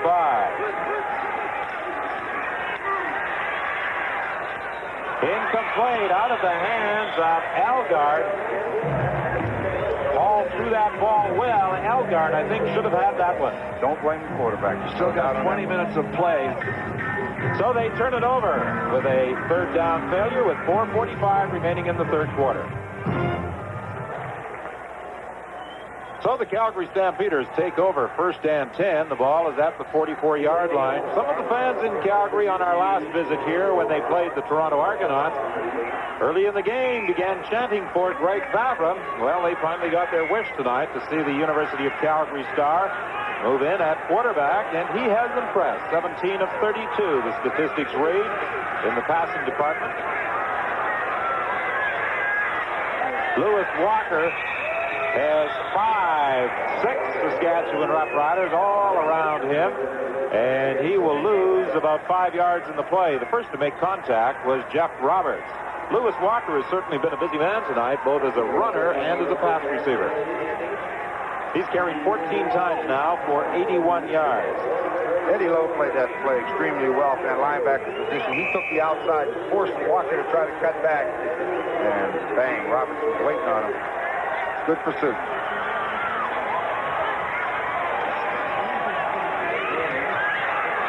On 2nd down, the pass is picked off. Ken McEachran stepping in front of the throw, and he is caught by Tommy Scott, and Jeff Roberts again was putting pressure on quarterback Greg Favre. That's the 2nd interception chalked up against the rookie out of the University of Calgary. Well, you take a good look, Leo. There it is. That's a rookie mistake right there. That's another one of those long passes out into the flat. And when you're under duress, somebody is breathing down your throat, you can't really get set. You can't put enough on it. Just lucky that didn't go for a touchdown. Keckren played that. He's a veteran. He stepped right in front of Scott, battled for that position, and caught the football. Well, now the Saskatchewan Roughriders have it 1st and 10 at the 43. They've improved their position a yard from the spot where they gave it up. Nicky Hall throwing deep into the end zone, incomplete, intended for Chris DeFrance. Hall's gone deep for DeFrance about 3 times now, and he's just overthrown him all 3 times. Well, you know, that's something that the quarterback and the receiver have to work together an awful lot to ever get that rapport, that they can know the speed, where to throw the football. And it's only been about a step and a half each time he's been overthrown. But he really laid it out there. I'll tell you, you're not going to, I should say, complete any unless you keep throwing them, and he's keeping throwing them, and sooner or later he's going to get it in there. Coming closer all the time. Chris DeFrance signed as a free agent in 1981, goes to the bench as Stu Fraser comes in for Saskatchewan. Fraser out of the University of New Brunswick. Just recently signed a long-term contract with Saskatchewan.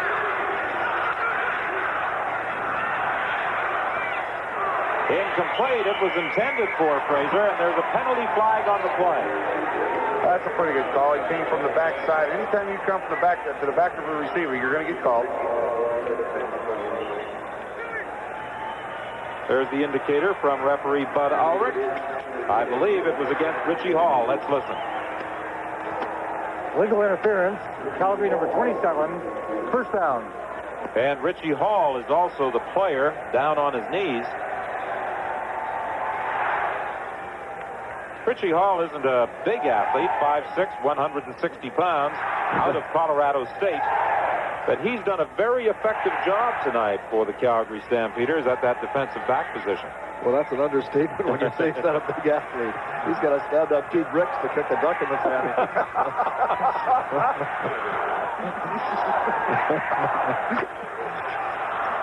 Oh, man.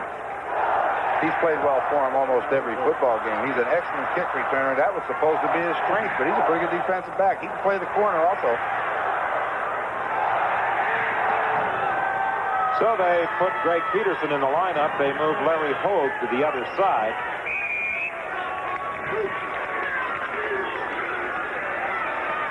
You try it again. Christopher. No, he was unable to hang on. He almost got to that football.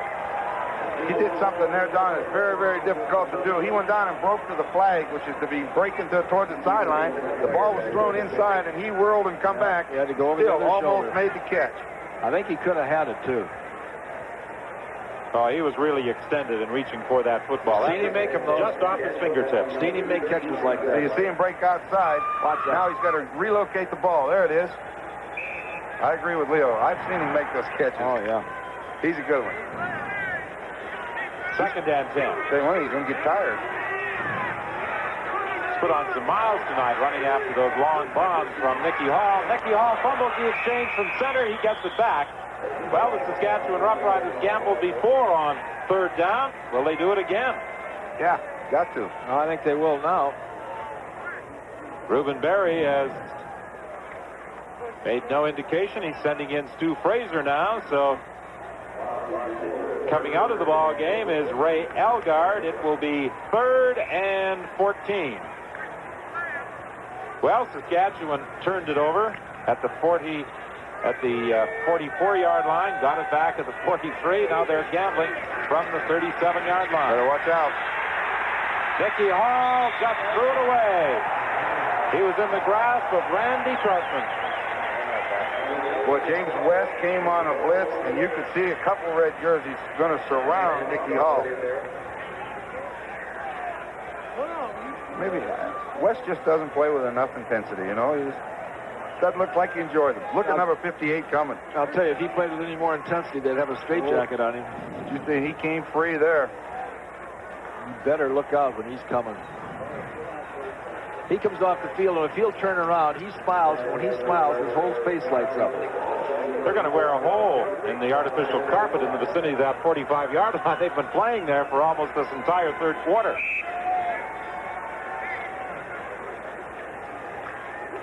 Well, there has been considerable pressure on both Reuben Berry and General Manager John Herrera over in Saskatchewan.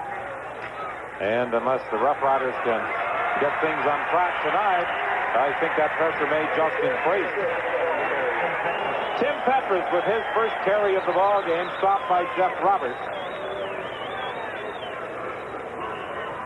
The injured ball player is Jeff Roberts.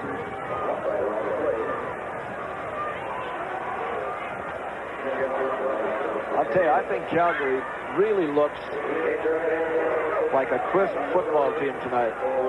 And I think a lot of it's due to the fact that Vavra is in there and the team is really rallying behind him. Well, Petrus is a teammate of Vavra from the University of Calgary last year. 2 local boys. But they look like a different team tonight, Ron. They really look like they've got some spark and some vinegar out there, and that's a lot different than they looked against the Argos here a couple weeks ago. Well, while Jeff Roberts heads off to the sidelines, let's remind you that the Canadian Football League and the Canadian Football Hall of Fame will be featuring a major display of football history during this year's Canadian National Exhibition in Toronto. Sideline pattern, Tommy Scott. Very close to the first down, bounced out of bounds by Steve Johnson. Well, I think Mr. Vavra has won himself a starting berth here tonight. Don't think there's much doubt that he's going to be the starting quarterback when they go against the British Columbia Lions next Saturday night on the basis of the performance tonight. They threw that ball very well to Scott. He came out. Scott was the open man on the 3-man side, and he found him and just keeps moving the football. That's all you want that quarterback to do. Watch out. Levenseller, he's upset by Fran McDermott right at the 41-yard line. I know what you mean when you said watch out that time, because that was thrown in harm's way. I can see Levenseller standing there with his back turned, and number 3, McDermott's going to have a good run.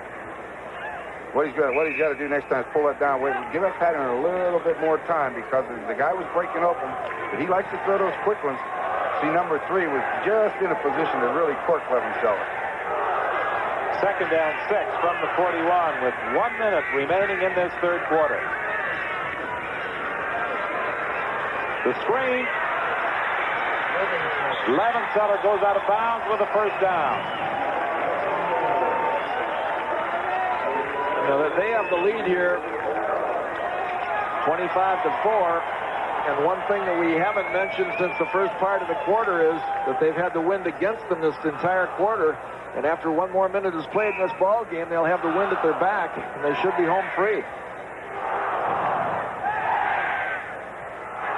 First and 10.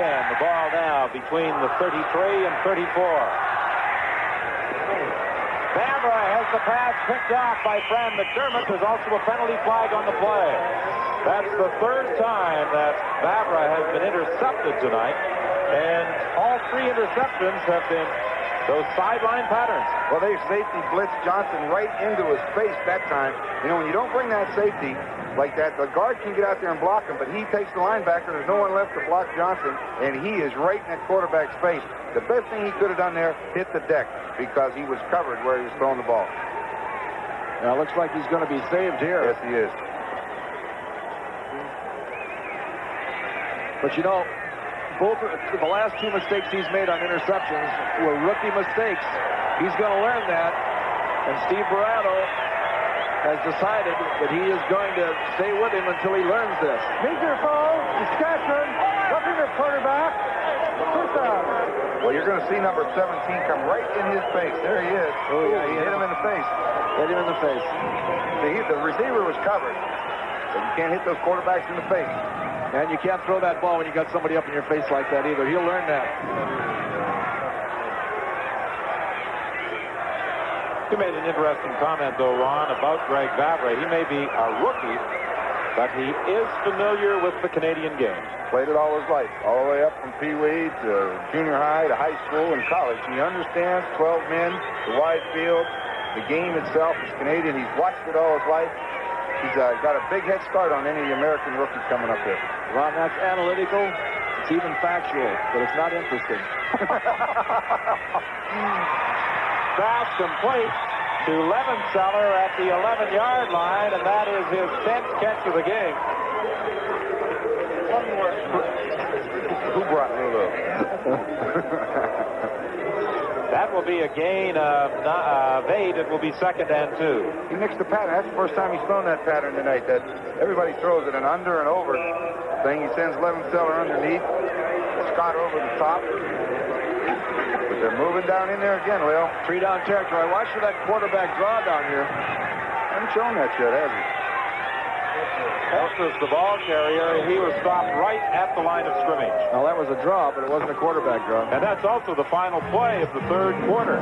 The Calgary Stampeders in control of the football game. They lead 25-4 with 15 minutes remaining here at McMahon Stadium.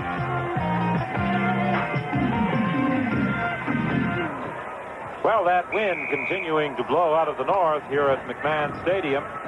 And the Calgary Stampeders will have the wind at their backs for the final 15 minutes. On third down, the fake on the field goal attempt. Touchdown! Carpenter! Penalty flag, however, on the play.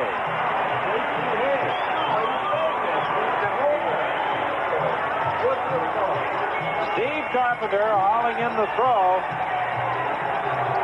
Should be Levenseller, I guess, is the holder, isn't he? Let's see if that's him. But there is a penalty flag. Let's wait and see. Objectionable conduct, apparently, against the Saskatchewan Roughriders. So the touchdown holds. Well, it wasn't too pretty, but it was mighty effective. I've been waiting for somebody to do this all year. He just stood up and just basketballed it out there, end over end, but he was so wide open. You know, somebody's assigned to that guy, Leo. Anytime, someone covers all over the receiver, they just didn't do it. Just went straight. Levenseller throwing to Steve Carpenter. That Levenseller's made quite a contribution tonight. 10 receptions, 2 touchdowns, throwing for a touchdown pass.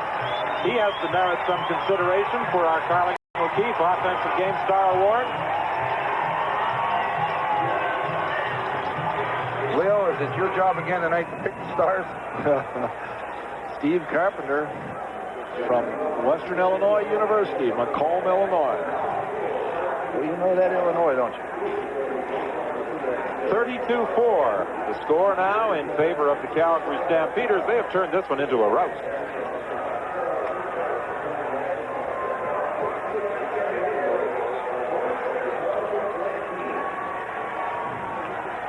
It has not been a pleasant night for Reuben Berry nor quarterback Nicky Hall, or for that matter, many members of that Saskatchewan Roughrider team. Well, I know there's a lot of happy people on the side of the Calgary Stampeders, but I'd like to be able to figure out which is the happiest, Steve Barato or Greg Vavra. This was a big test for Greg Vavra going in there tonight. He had a lot of pressure on him. Everyone was talking whether their Canadian quarterback could go in there and do the job, and he knew all of this. We saw him before the game going in there talking with his coach, Steve Barato, and he looked like he was very much at ease. And he certainly was showing that it hasn't bothered him too much. Bouncing ball picked up by Jerry Friesen. Friesen, the linebacker, runs it out to the 32. Friesen is a University of Saskatchewan product, returned to the Roughriders from Montreal in 1981. I thought we might see Homer Jordan again in the fourth quarter, but, you know, he hasn't come in the football game since he took that blindside shot from Bernie Morrison. And he's over there, but he's not warming up or anything, so it looks like they're going to go with Nicky the rest of the way.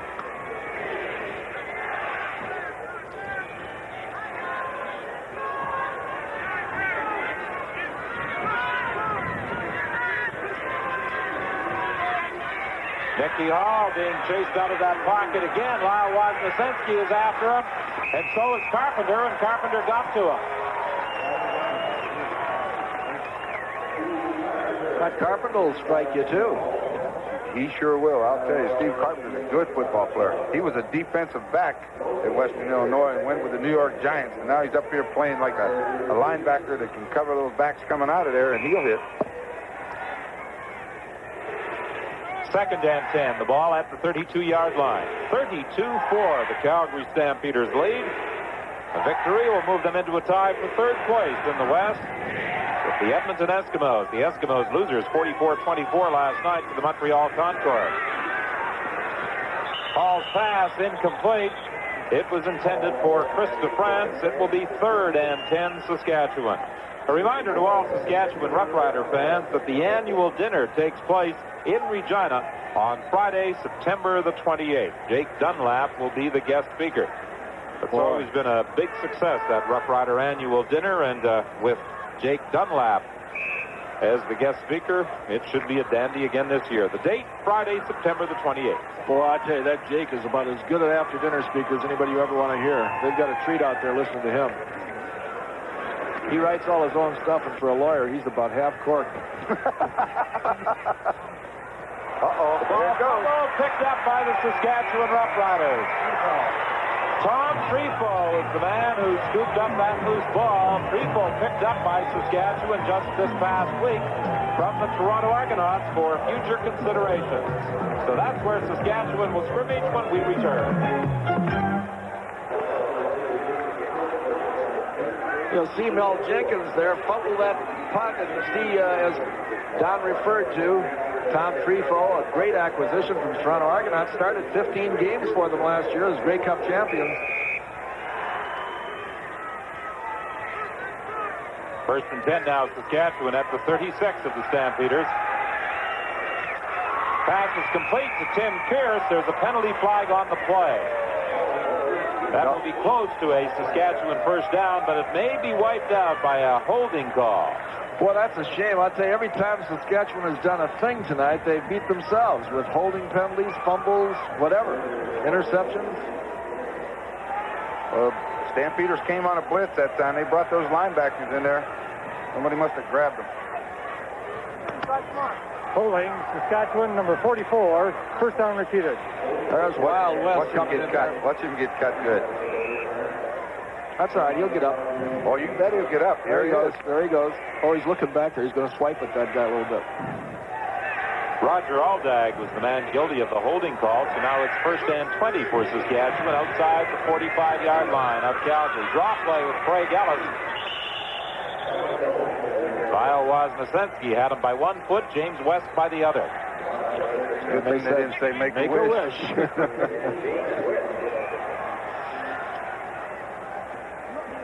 We've been on the road too long. It will be 2nd and 15. Yeah, when we start thinking like Leo, you know we're in trouble. If we stay on the road any longer, we'll be like on the road again.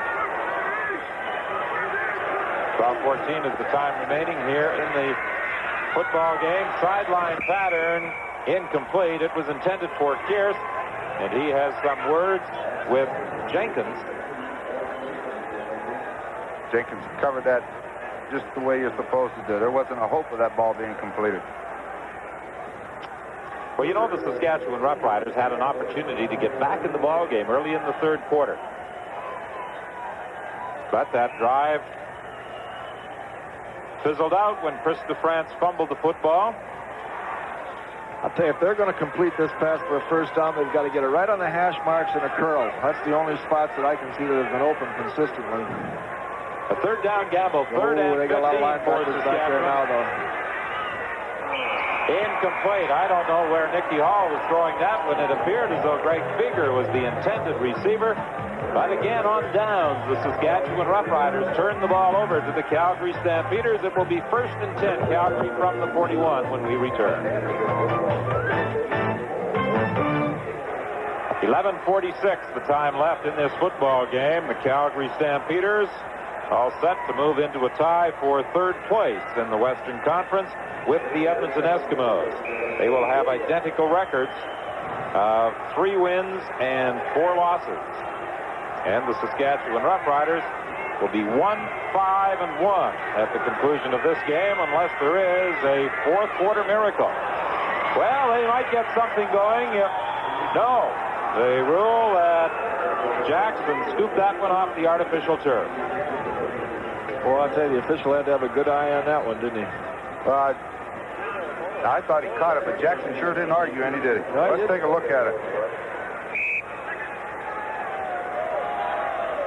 Well, I'll tell you, I thought he... No, there it is. Yeah, went right through. He double dribbled it. Brent Haywood said he found that. Brent who? Brent? Well, we sometimes chastise the officials, but they are in position most times to make the correct call. They certainly made it there. Levenseller to the 50-yard line. He's about a yard short of the first down. You know, it's difficult to make those calls instantaneously. The officials don't have the benefit of the replay. And most times the replay proves that the call they made initially was correct. The fans here at McMahon Stadium chanting for the Stampeders to go for it on 3rd and 1.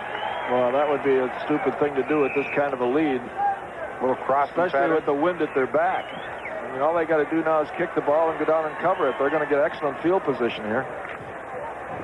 Not a bad night for Mike Levenseller. 11 receptions for 106 yards, 2 touchdowns, and he's also thrown a touchdown pass. And they are going for it on 3rd down. Oh, I'd never go for it here. Penalty flag. They're going to kick it now. Never in a million years should they have gone for it right there. They're not even at midfield. They've got a 32-4 lead. They've got the wind at their back. All they've got to do is punt that ball, get it down there, cover it, and score again. And they're going for it with over a yard to go. Steve Verato's gainfully employed as a head coach. You're not, are you, Leo? Five-down foul. No, Calgary number 13. He may not be long, much longer if he comes up with some of those.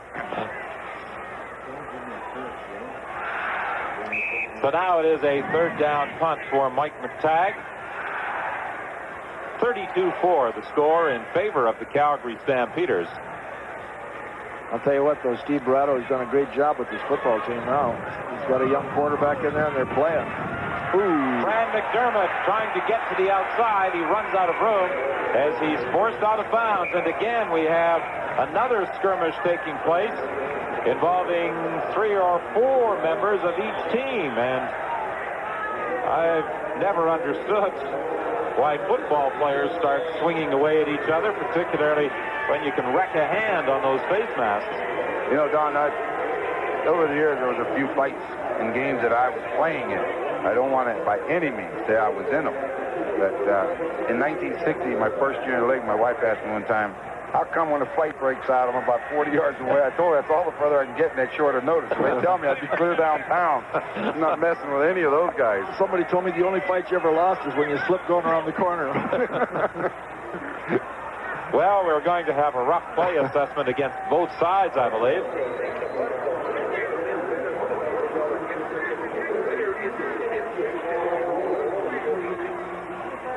Hold it, Bill. Are you part of the qualification?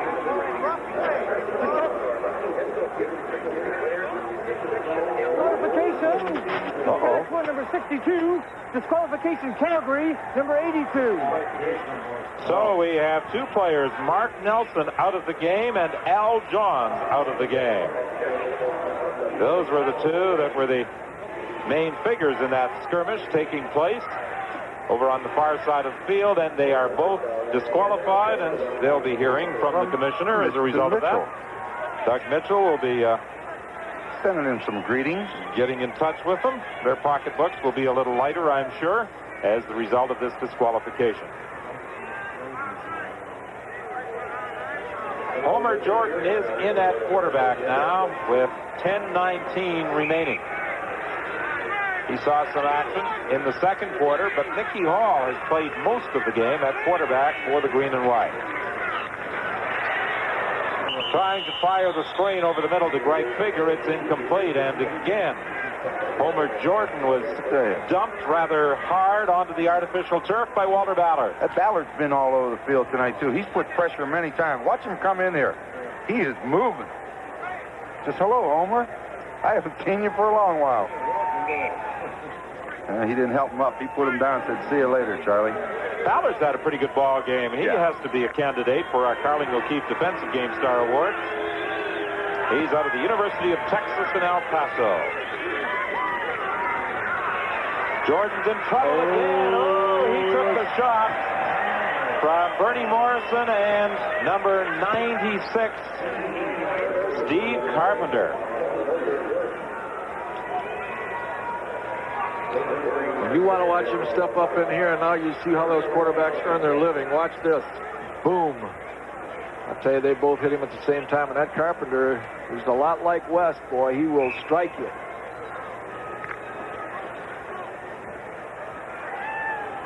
Third and 13 now as the Roughriders are punting deep in their own zone with 9:32 left in the game.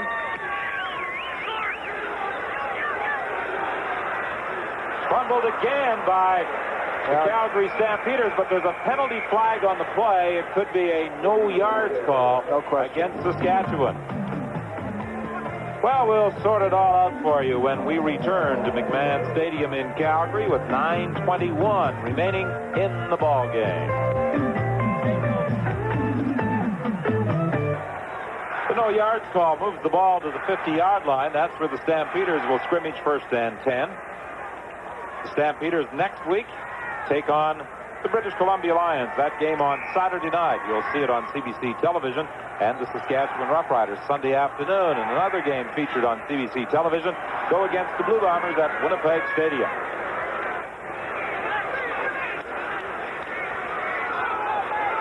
Deep down the sidelines, incomplete. Intended for Nate Johnson. He was being covered over there by Terry Irvin. Good job by Nate. They dropped back in that zone defense. Irvin's just sitting out there waiting on that football, and Nate just went right up after it, and that way nobody catches it. That's all. You don't catch it, don't let the other guy.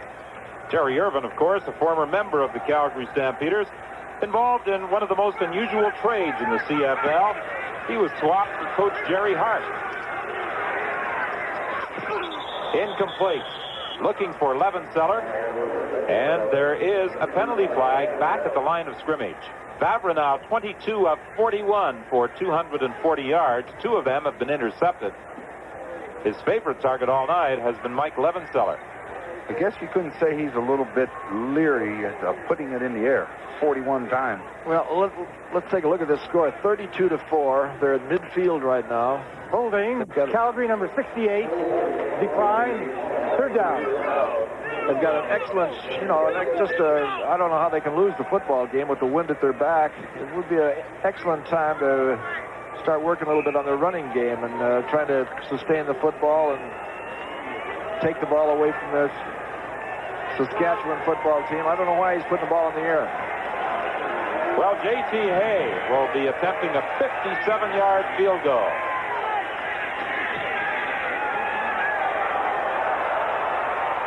It just went under the crossbar. Just under the crossbar into the end zone for a single point. 8:24 is the time remaining. J.T. Hay coming within a whisker of putting that one through from 57 yards out.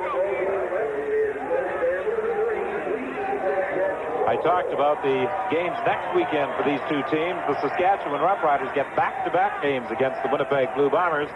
The Calgary Stampeders, after playing the British Columbia Lions on Saturday night, go against the Edmonton Eskimos. That's always the Labor Day battle when those two teams get together, and it's always been a good game here. You know, over the years, the Stampeders and Eskimos on Labor Day, they've been some great football games. Winnipeg and Saskatchewan, a traditional Labor Day battle, but I don't think the Saskatchewan Roughriders are really anxiously looking forward to a home-and-home series with Winnipeg at this particular stage of the season when they're sailing along with a 1-5-1 mark. All sorts of movement at the line of scrimmage, and it is offside against Calgary. When a team is struggling, you don't want to meet the hottest team in the league. Well, no, the only thing that I always wonder about that is sometimes they have a tendency to not get ready to play football. And when you go on that football field and that whistle blows, you better be ready. Offside. Calgary number 76, first down repeated. Well, Wisniewski was all set to add to his sack total. He was about 3 yards into that Saskatchewan backfield before the ball was snapped. He was around the tackle, that's for sure. First and 5, Homer Jordan looking Nice for throw. Pierce down the sidelines, incomplete. It's a good throw. He put a little bit of air under it. Lay it up and let him go get it. He had to step just a little too far. You know, getting back to that game that they've got to play next week against the BC Lions, which will be their most formidable foe, along with the Winnipeg Blue Bombers. In order to make a football team successful, they've got to be able to work on their running game a little bit. And when they're 33-4 ahead, this would be an excellent chance to do it. Now, Favre has proven that he can throw the football. He's got them a good lead. They've got the wind advantage. They know that they can punt if they need to on third down. Why not work on the running game and toughen up that offensive line a little bit?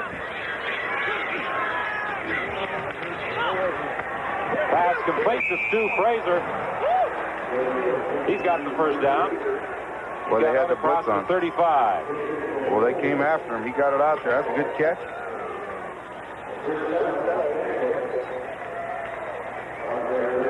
Stu makes the catch and looks like one of them over-under shots. You seen that Fraser, though. He'll get up. Oh, yeah, every time.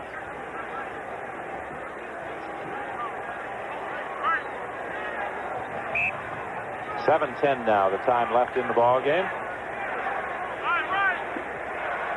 Stu Fraser out of the University of New Brunswick returns to Moncton during the offseason. I wonder if there are any folks still watching this out in Moncton.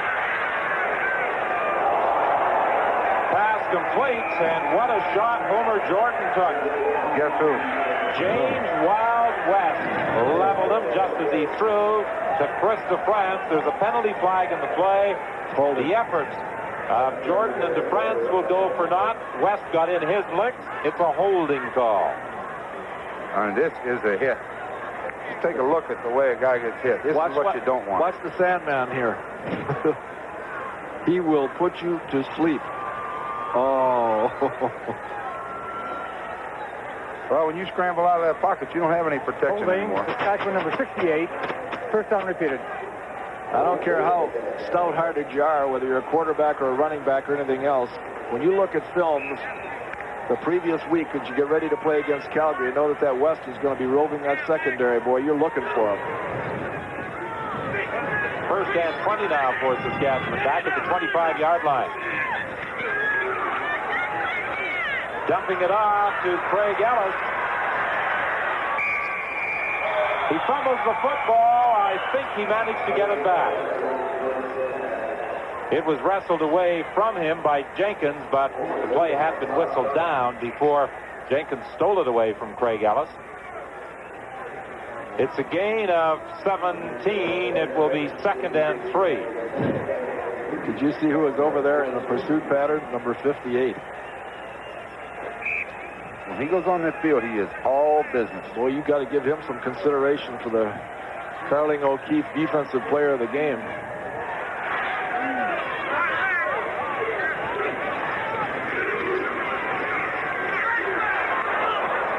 Pass complete over the middle. Ray Elgard has a first down. He got to the midfield stripe.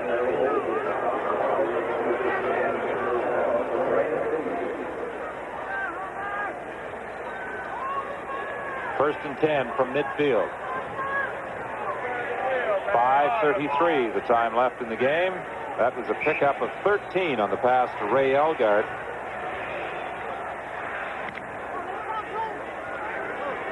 Now Kearse goes wide to the right.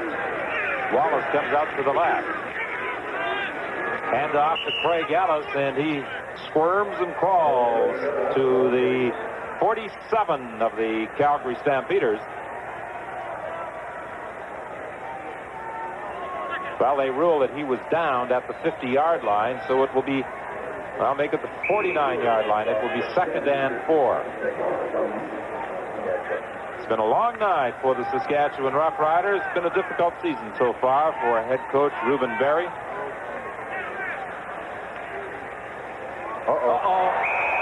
And coming through again was James West to get quarterback Homer Jordan.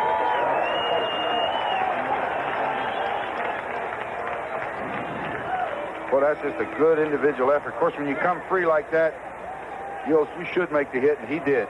He didn't miss. And there's one other thing that goes along with that. A lot of guys can come free and can't get there. He's got the quickness and the speed when he gets that shot to go free to get there in the least amount of time in a bad frame of mind. This is what you're talking about. Watch the speed, Leo. He fakes in. Now he goes out around that blocker. Watch this. And, boy, the speed is there. Ooh. Little wonder Steve Baratta was smiling when he said James West was going to be in the lineup tonight after being out for 3 games. Oh, he missed him there, but he was there again.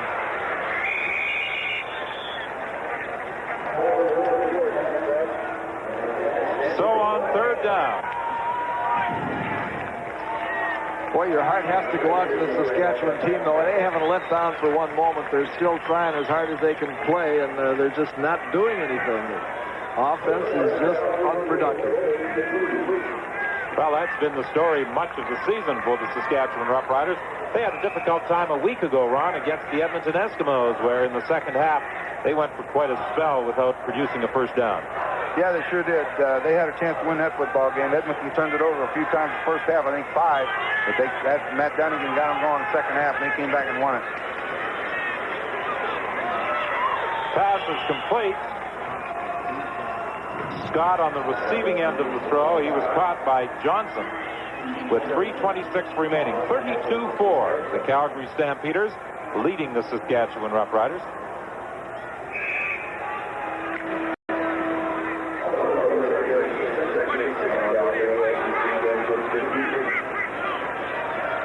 How about that toss, Greg? 2nd and 6. Penalty flag on the play. The pass incomplete. It was intended for Mike Levenseller. Favre not at all reluctant to put it in the air. He's thrown the ball 42 times tonight. He's completed 23. 2:58 time left in the game. Calgary Stampeders just that far away from moving into a tie for 3rd place in the Western Conference. McMahon Stadium in Calgary, the site of this Sunday night encounter with the Stampeders and the Saskatchewan Roughriders going at it. A very important game for both sides, and it's going to be a big win for the Calgary Stampeders, moving them into a 3rd place tie with Edmonton. And that 3rd down punt by Mike McTagg goes out of bounds at the 10-yard line. 2:41, the time left to play. 32-4 Calgary. A 57-yard field goal attempt earlier in this quarter by J.T. Hay. It just went under the crossbar. Apparently it grazed that crossbar. It had gone into the end zone and normally would have been a single point. However, once that ball touches the uprights, it is automatically ruled dead. And that was the case on that field goal attempt by J.T. Hay. Reuben Berry, a former assistant coach with the British Columbia Lions, becoming Saskatchewan head coach in August of last year. As a matter of fact, tomorrow will be an anniversary date for Reuben Berry. It was on August 20th, a year ago, that he was hired by the Saskatchewan Roughriders. Craig Ellis carried the ball out to the 17-yard line. That will be a 2nd and 3 play now upcoming for the green and white. The joy of winning and the agony of defeat. Steve Barato has had his taste of losing this year, and he's certainly savoring this win, but all the winning in the world can't replace a loss, and I know just exactly how Reuben Berry will feel on that long trip back to Regina. Greg Bigger picked up a couple of yards. As they unpile, we'll see just how close he is to a first down. It's close enough for a measurement.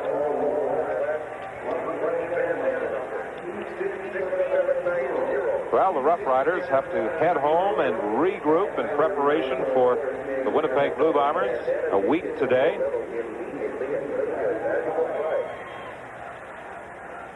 And I'm sure they are hoping that they will get Joe Paopao back into the lineup for that game. Well, as you said, Joe said he might need another week. You know, now whether that's 5 days, 6 days, 7 days, 8 days, you know, a week, it's hard to say. But I know Joe wants to be back in there. Steve Barato standing on the sidelines, a very happy coach. We saw a very happy coach over in Montreal last night who's gone through about the same thing that Steve has gone through, and Joe Galat. But he got his team a big win last night. That was a big win for the Concourse, 44-24. 3rd down gamble by Saskatchewan, and they get the first down. Boy, you had to be impressed with Turner Gill. Even that Steve Smith comes in, plays receiver. All in all, they did about everything you could do last night. They had good defensive play. 600 and some yards offense. That's not bad.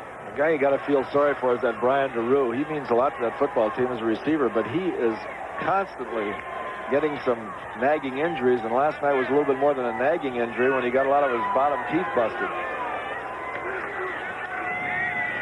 A possible broken jaw. Homer Jordan throwing the ball incomplete, intended for Tim Kearse.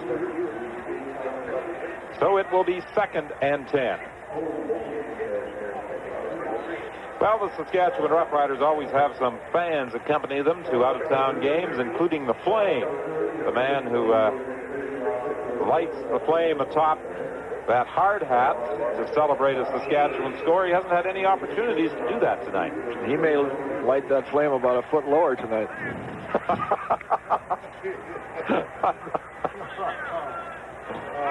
Well, there is that contingent of Saskatchewan fans that provide tremendous support every time the Riders go on the road. And again, Lyle Wozniacki gets through, a quarterback sack for the Woz. Did he perform as Woz-Tusi that time? Woz, the world traveler. I want to see where he's carrying his flag to be the referee.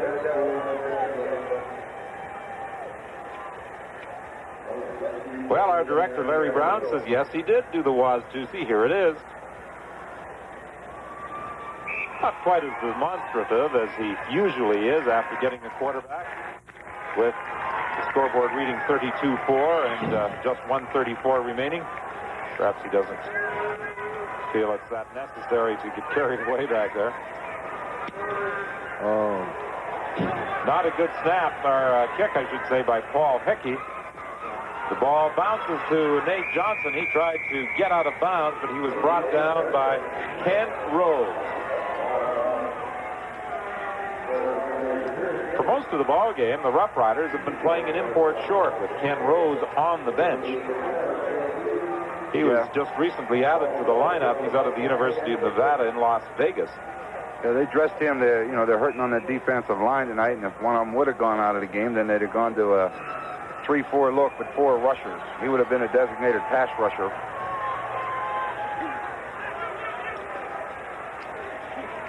Well, Vavra's still putting it in the air. There was nobody anywhere near that pass.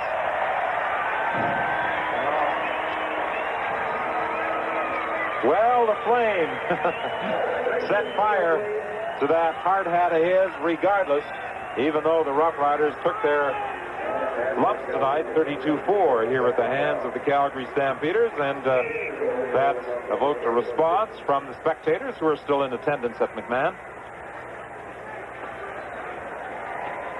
23 of 43 now is Greg Vavra for 244 yards. Second and 10, the ball just outside the 50-yard line. He put it in there for a first down to Levenseller. He fights his way to the 27-yard line. Well, that was a nice throw, Leo. It sure was. It looks like he's trying to make up for all the passes he hasn't thrown this year, though. Well, I'll tell you, you get Tommy Scott and Mike Levenseller in there, they'll read that zone defense and hook and find a hole, and he found them. Well, Greg Vavra, 24 completions in 44 attempts, 267 yards, and he is our choice as the Carling O'Keefe Sports Offensive Game Star. Pass to Mike Levenseller again. Levenseller's been a favorite target all night. James West, number 58, returning to the lineup after a 3-game absence. Our choice as the Carling O'Keefe Sports Defensive Game Star. And tonight's Carling O'Keefe Sports Game Stars will receive a solid-state portable television set, compliments of Citizen. You know, you can't say enough about James West. He sets the tempo out there for that defense, and it's very easy to follow a guy like that. And he sets it up, boy, and you got to play with enthusiasm because he does. Second and 6, incomplete. It was intended for Rutherford.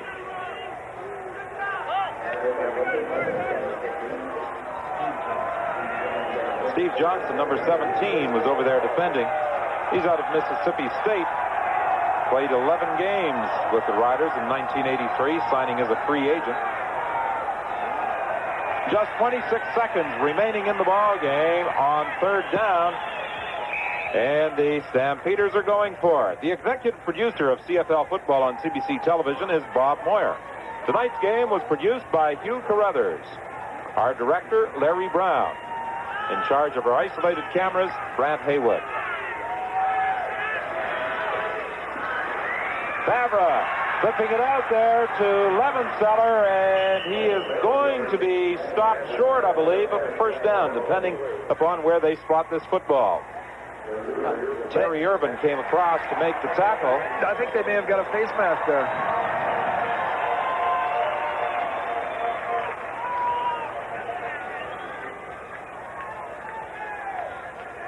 And some of the other people who helped make our presentation of CFL football on CBC television possible.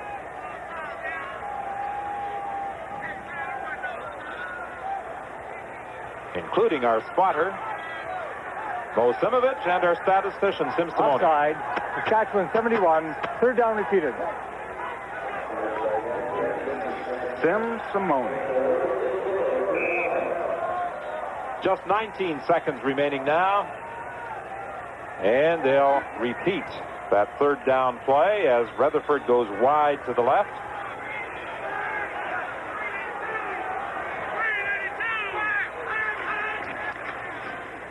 To get to Lewis Walker, he's got the first down, fighting his way very close to the 15-yard line. You should a quarterback sneak at, Leo. And I'll tell you why. Not necessarily because he only needed a half a yard. He needs the experience. That's a very, very good point. Somewhere along the line, they're going to need a real critical first down. He's going to be the guy that's going to have to carry it because those double exchanges in the backfield in critical situations don't get it. He needs to get used because, you don't hit in practice like you do in the game, and you need to get used to looking for that little crack in that defensive line to get it. This will be the final play of the ball game, barring penalty. There it is to Levenseller. And Levenseller is stopped at the 11-yard line. He fumbles the football, picked up by the Saskatchewan Roughriders. And Steve Johnson is going to win the foot race to the end zone. just took it away from him. There's also a penalty flag on the play at the 35-yard line.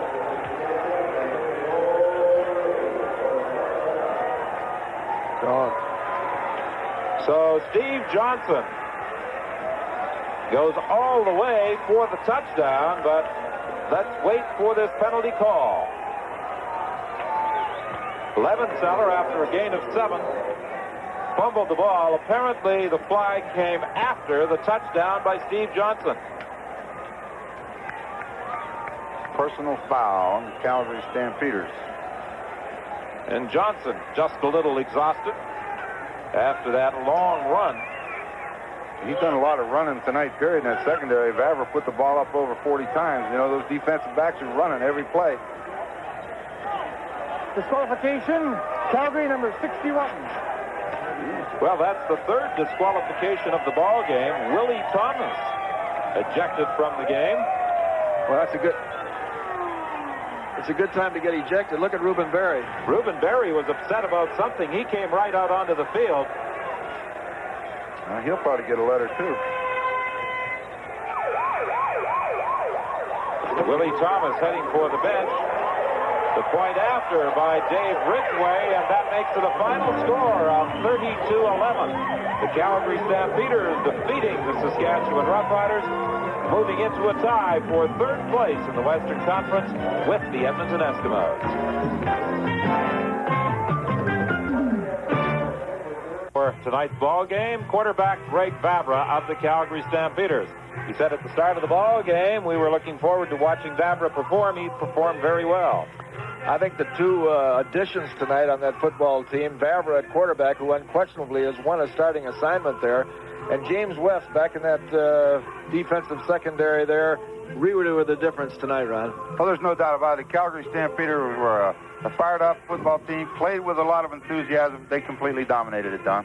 And they now move into a tie for 3rd place in the West with the Edmonton Eskimos. The final score in tonight's game, 32-11. Now to Brian Williams at CFL Control.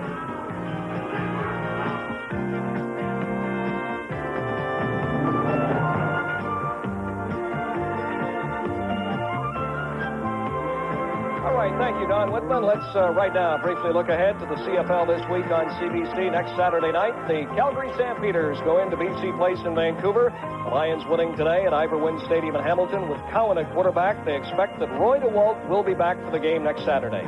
Then Sunday, Saskatchewan really has the work cut out for them as they go against Cal Murphy's Blue Bombers in Winnipeg. That's it for tonight. For all of us at CBC Sports, I'm Brian Williams. Thank you for watching and have a good week.